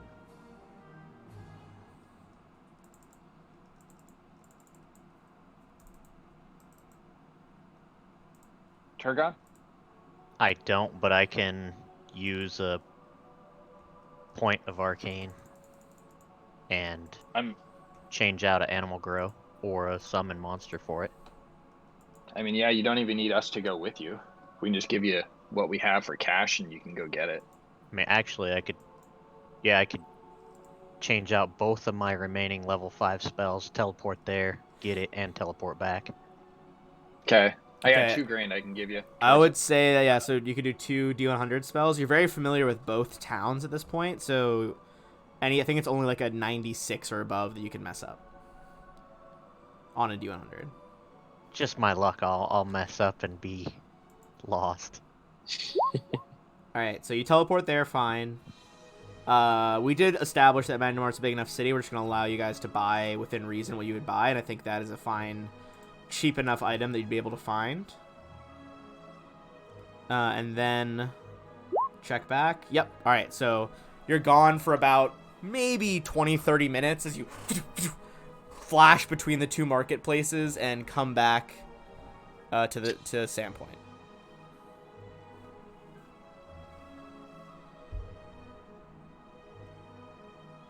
I give Uldril the spell, and I'm assuming you have to hold one of these stones and then cast this spell? Yeah, you have to hold a stone.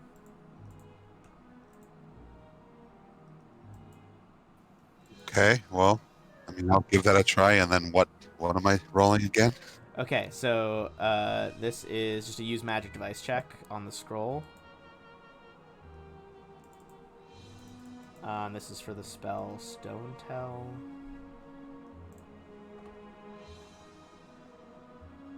Although I suppose we are out of combat, so I feel like you could take 20 on this, to be honest. Because I feel like you guys would be very careful. Considering how much money you spent.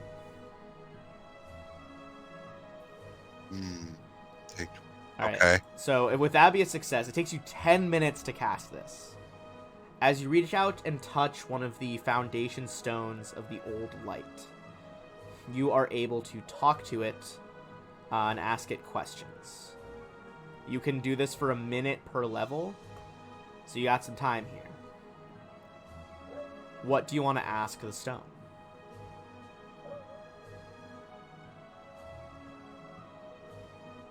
That might have been a thing I should have thought to ask, but we wanted to ask before we started. I think what's beneath would be great to know, or what it used to be also. Good questions. Okay. Sorry, was it just based on time for how much we have for it, or is there a number of questions? No, Sorry, I it's missed that. just time based. You have about, let's see, a level 6 spell on a druid. Put it what, like a level 10-ish 12, druid? I think. 12, yeah, 12. So you got like 12 minutes to talk to this thing. Okay, well, I'll ask what's below it. What's below it? Like what's underneath the light, Okay. if it knows. Give me 1 sec.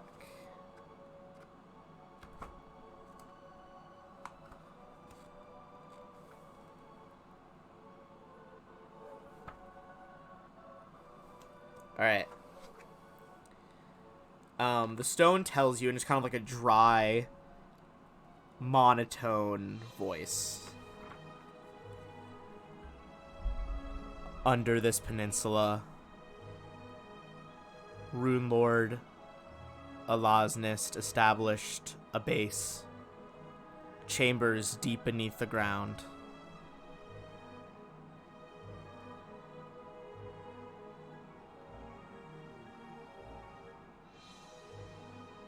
Okay, I definitely passed that on to the group. There, Runelord had a base down here. Underneath.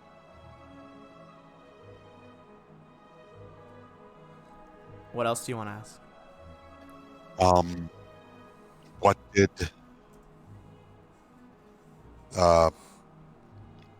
What did you used to be a part of?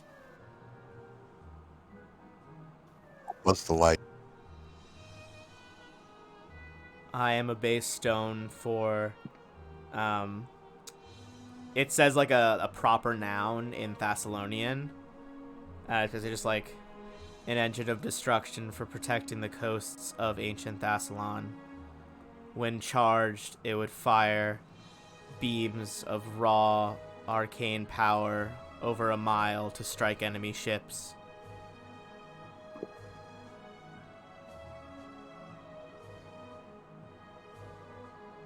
Well, Can I- that confirms that it was a WMD, for lack of a better term. that Magical WMD. could hit ships as far as a mile away. Does it only go, like, can it only be directed out into sea, or can it be turned around and used for defense for the city if we rebuilt it? She's like, I have no knowledge of how to construct such a complex device.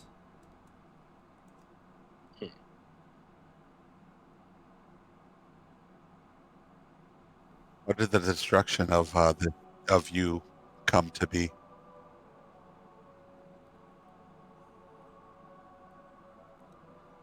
Trying to think, like, it's hard to know, like, what did a stone know? Because no one's probably talked to the stone. This is true. Right. Weird hell. Fire, rocks, rain from sky. It was shattered. Okay. Yep.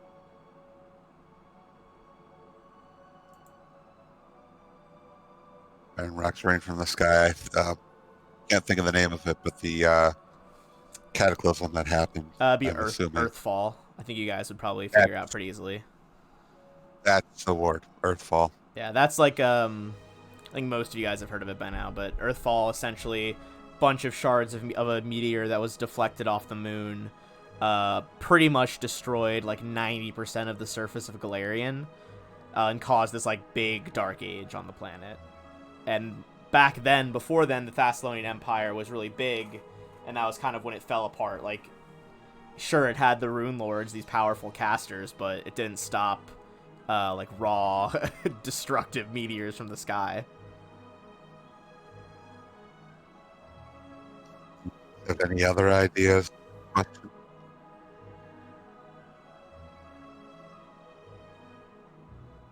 I don't really have anything else that I can think of. I don't. Okay. I'm wrecking my brain trying to think if there's anything. Hey, this is more. I've never even had a party interview with Stone here, so whatever you guys want to think of. Nope, I got nothing. All right, good talking to you. Have a lovely day. Don't be a stranger. I put the stone back where I got it. Hey, just like gently place it back on like a stack of like supporting stones under like in this pit of an ancient Thassalonian war machine. That was weird.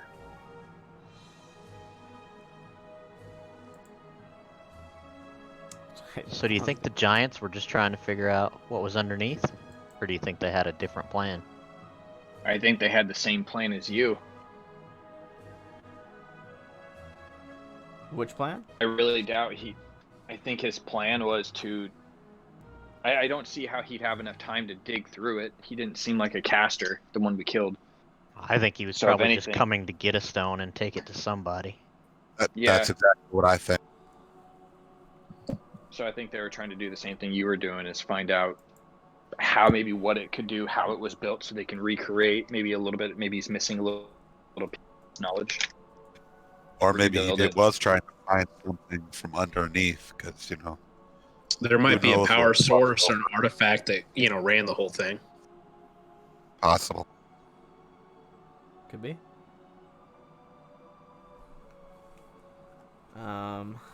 Flipping back. Just out They of would've found a way to get curiosity. down. Huh?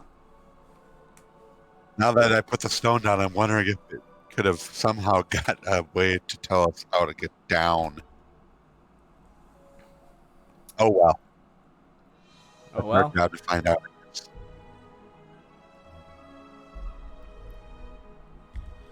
All right.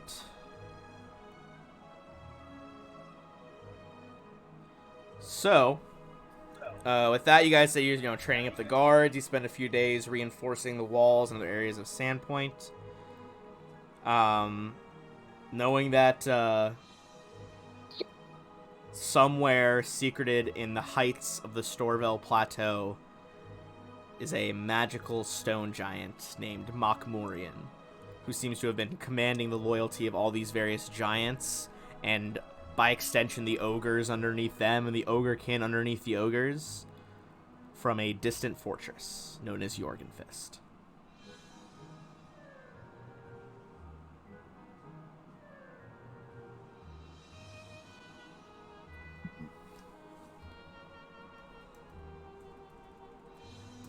What do you guys want to do with that info? Sorry, I was reading Do I have comments any in the idea? chat. Would I have any idea if I could teleport us closer to there? Would I know of any spots? Near the Storville Plateau. Let me double check the categories of teleport. I want to see how well you would know it, because I don't believe. Has your character been up that way before? I feel like that wasn't part of his backstory or anything. No, he wouldn't have been anywhere near there yet. All right. So you definitely would have seen the Storville stairs from a distance because they're massive. It's like a flat cliff area before the mountain ranges start. You would have seen them on your way to Turtleback Ferry. That would put you in the viewed once range, which gives you an on-target odds of,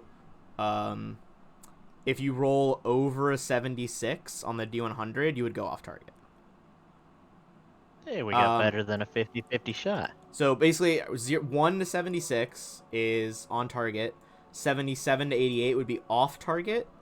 89 to 96 is similar area. And 97 to 100 would be mishap.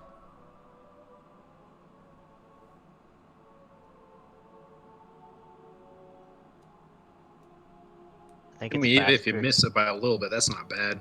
Yeah, right? Yeah. Off target is a random distance away from the target. Distance off target is a percentage of a D percentage of the distance that was traveled. So I would roll 1d10 to see what percentage that would be.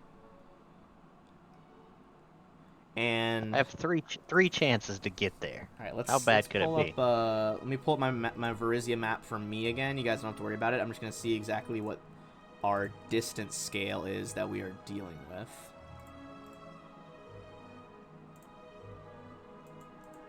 This is why I have a poster of Varizia up in the other room. Should bring it in here. Alright, so you guys are at Sandpoint. That is too fucking low res. I'm liking this idea of getting there quickly, though. This is what one of my other groups If we did can as get well. there. It's basically like, are you trying to get there quickly, or are you trying to kill stuff along the way?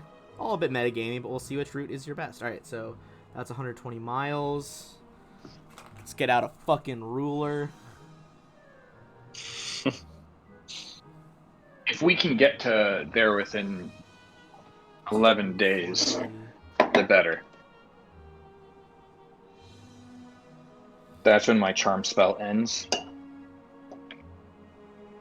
And I'm not done charming the shit out of it yet. Alright, to get to the Valley of the Black Tower, that is about 320 miles from you guys, which is in range of the teleport. So, are those your first rolls? Oh no, that was for going to the Magnamar, right? Yeah, that was Magnamar Gotcha. back. Okay, so if you guys all want to link up hands, go for it. Let's go for the first roll. Not great. Yep, I'm in. Alright, so that's I feel like gonna we got be- all our shopping done. We got everything. That's going to be off target. You are... Math. Hold on. You are 7% off target of 4... What did I say? How many miles did I just say? It's like 300 300 and something. Yeah, it was 320, I think. Like they're in...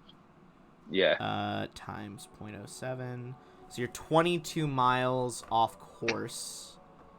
Let me just make sure to see if that doesn't put you anywhere dangerous. You guys actually end up a little closer to the Storville Deep, which is that lake that the Skull Dam was holding back, where Black Magi used to live. Do you want to try to trek those 22 miles, or do you want to try to go in again? What do you guys think? Dude, I feel We bad. almost I got think there we the wanna same just day. go. Honestly, let's get within walking distance so we can kind of scout it out a little bit, and then we'll pick up from there next week. Because we'll get right into it. I think the sooner we get there, the better. Because we might even beat the people previously. The only people we might not beat back is going to be the dragon. And we'll assume you grab Ezra before you teleport. Yeah. Just so it's on record. We're not leaving anyone behind. Or that would be hilarious. He just shows up like, wait, what the fuck happened here? You're Why is the town 320 smoking? miles away. Where did everyone go? He's like, oh, that was a nice nature hike.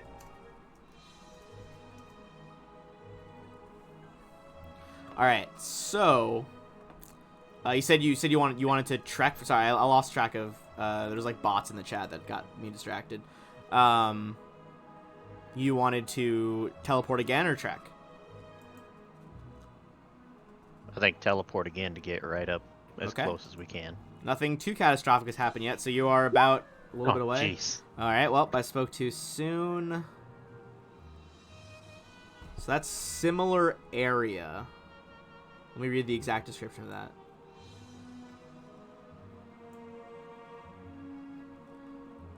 Give me a knowledge geography check as you look around you.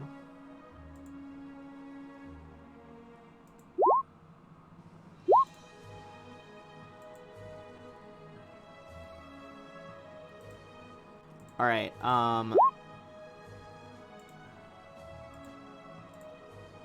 Okay. So you went to the Storville Stairs. You went to you're trying to look for the Iron Peaks. All right. So you realize that you have actually ended up in the. There's a few similar mountain ranges near the Iron Peaks. I'm gonna roll percentage on this. You realize that you have ended up in the Weavern Mountains, which is across the Storville Deep, kind of on the opposite bank where you do not want to be. You want to be closer to the Iron Peaks. But having, with a nat 20, successfully determined where this similar area is, you now know where to bear your magical compass toward. You could try to go again. If you want to try to teleport again, you may, but if you go around, it'll take much longer this time because you're going to be skirting around the Storville Deep. One last try. This is my last level 5. All right, go for it. Oh, What the? hold on. Teleport. Oh, just do 100 again. Okay, that is a success. That is on target. Almost as on target as you can be.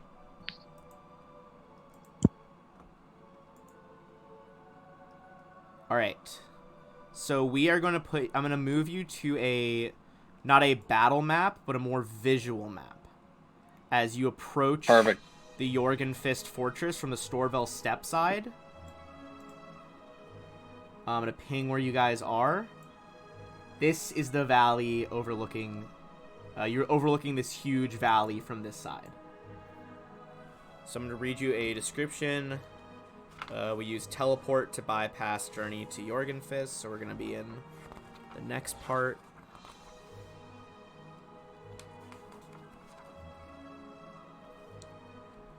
Alright. The mountains give way here to a wide valley, perched on the upper edge of a cliff overlooking the Mushkal River. At the western end of the valley entrance, a lone watchtower stands upon a low hill, but this structure is overshadowed by the larger one that looms in the valley proper. Here stands a ring-shaped stone wall, 50 feet in height, and surrounding several buildings, the most impressive of which is a looming black tower with blade-like crenellations that overlooks the river gorge. Within the ring, a 150-foot tall stone spire rises, surrounded by 3 low buildings. So far, this is the crenellated blade-like tower, stone spire in the middle, buildings surrounding it. 1, 2, 3. Apart from the black tower, 5 smaller towers are built into the fortress wall. One of these towers is wider than the others and seems to be the only gateway into the courtyard within. Is that this one? Yes, that is the main gate, kind of following that road. The lowest watchtower that is near you guys is over here. At this point, it's probably about like 10 in the morning. So night is not falling into any campfires. From this area, I'll say without even a perception check, you can see that each of these... whoops, I'm on the wrong layer. But each of these like camp-like areas, you can see many giant-sized figures moving around. Dang. The closest thing to you right now is this watchtower over here. Is kind of the closest one to the valley entrance.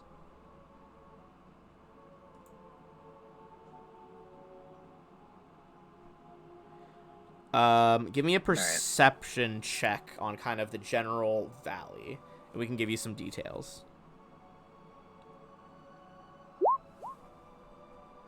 All right, we got a 14. We got a... Is that a net 20s buy for a 25? Mm-hmm. All right, and a 32. And a 29. All right, so let's get some details of what you all spot. First things first. I'm the realist. No, but at the watch post nearest you guys, you can see... Let us get a... Taiga... Nope, that's not what I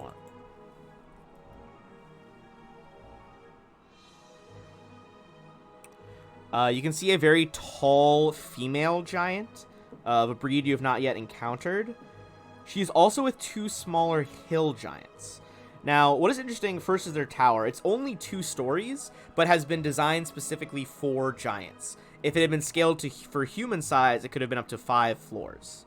But the 16-foot tall door at the tower's base indicates the beings that use it are anything but human. With those high perception checks, you see the 2 hill giants with her look rather interesting. They appear to be kind of moping wherever she points, moving very simply and without much emotion. You also spy what appears to be a black runic tattoo on each of their chests. If you want to give me a knowledge nature check, you can try to figure out what the taller giant is.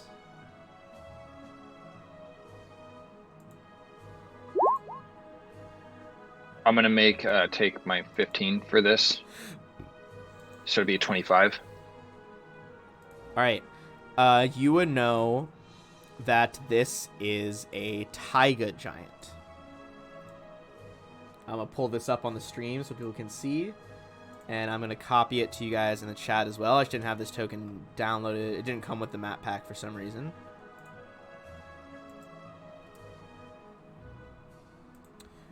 Alright. There we go.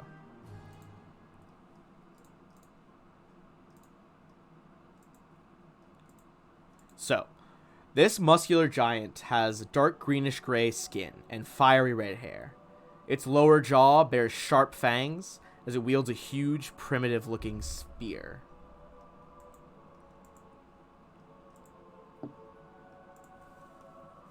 And you said there was runes carved on it? There it the are Sahedron runes? There are runes carved on the 2 other giants with her. The hill giants. Does it look like... Is it the Sahedron? It is not, but they are still runes. Gotcha.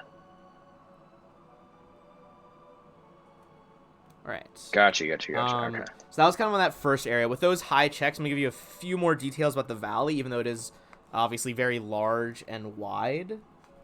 You can see that with the camps around, there are 7 giant camps surrounding the Jorgenfist fortress.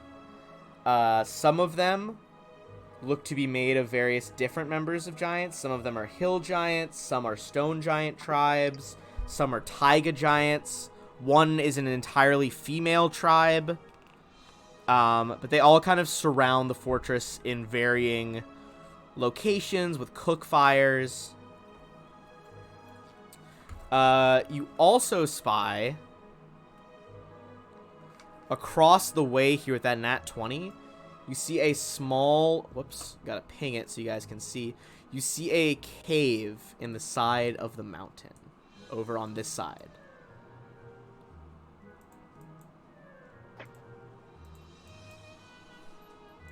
Right over here. Anything flying in or out of it? You see that the rocks around it are somewhat scorched. Oh, that's my spot. Oh, hi Loki Thunderpaws. Briefest of tail wags on the stream. All right. How far around is it if we went around to the cave? Let me check.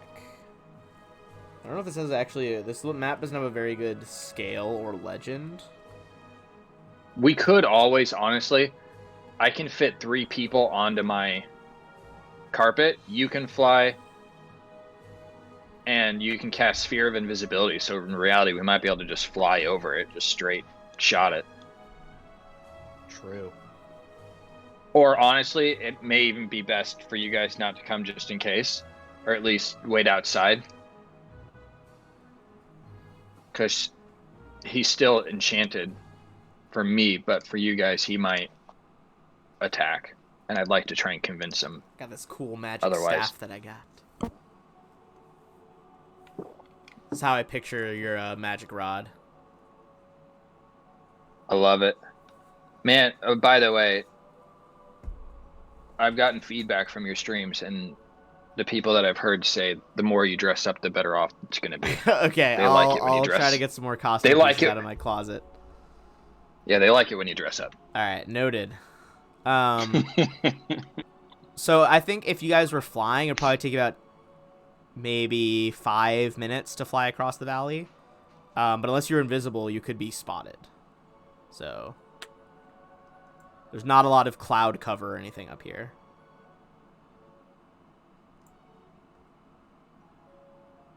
I feel like this is a good spot to wait till next week before we get into anything too big. Yeah, invisibility sphere would last 11 minutes, so we would have enough time. That would definitely be enough with the Oh. sphere. All right, yeah. If we want to Perfect. leave off there, I feel like that'd be a good spot for Drew to be able to jump back in last time. And we're only about 10 minutes from our usual ending point of 11:30 anyway. If he doesn't show up, one of us gets his new animal. Fair enough.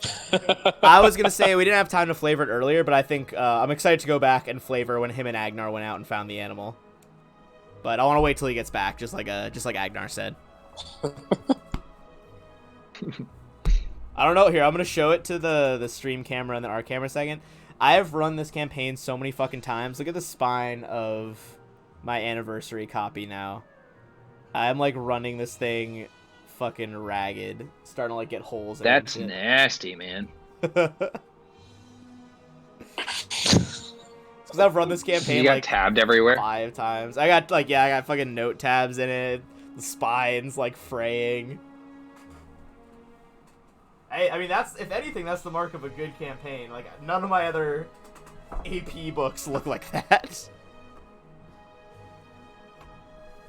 Alright, well, awesome game, guys. I am gonna try to run one last ad break for you guys who are still watching. If you want to stick around and support the stream, you can. If you don't, that's up to you. But thanks for watching. And for our party, I'll still be on the chat for a few more minutes if you guys have any questions.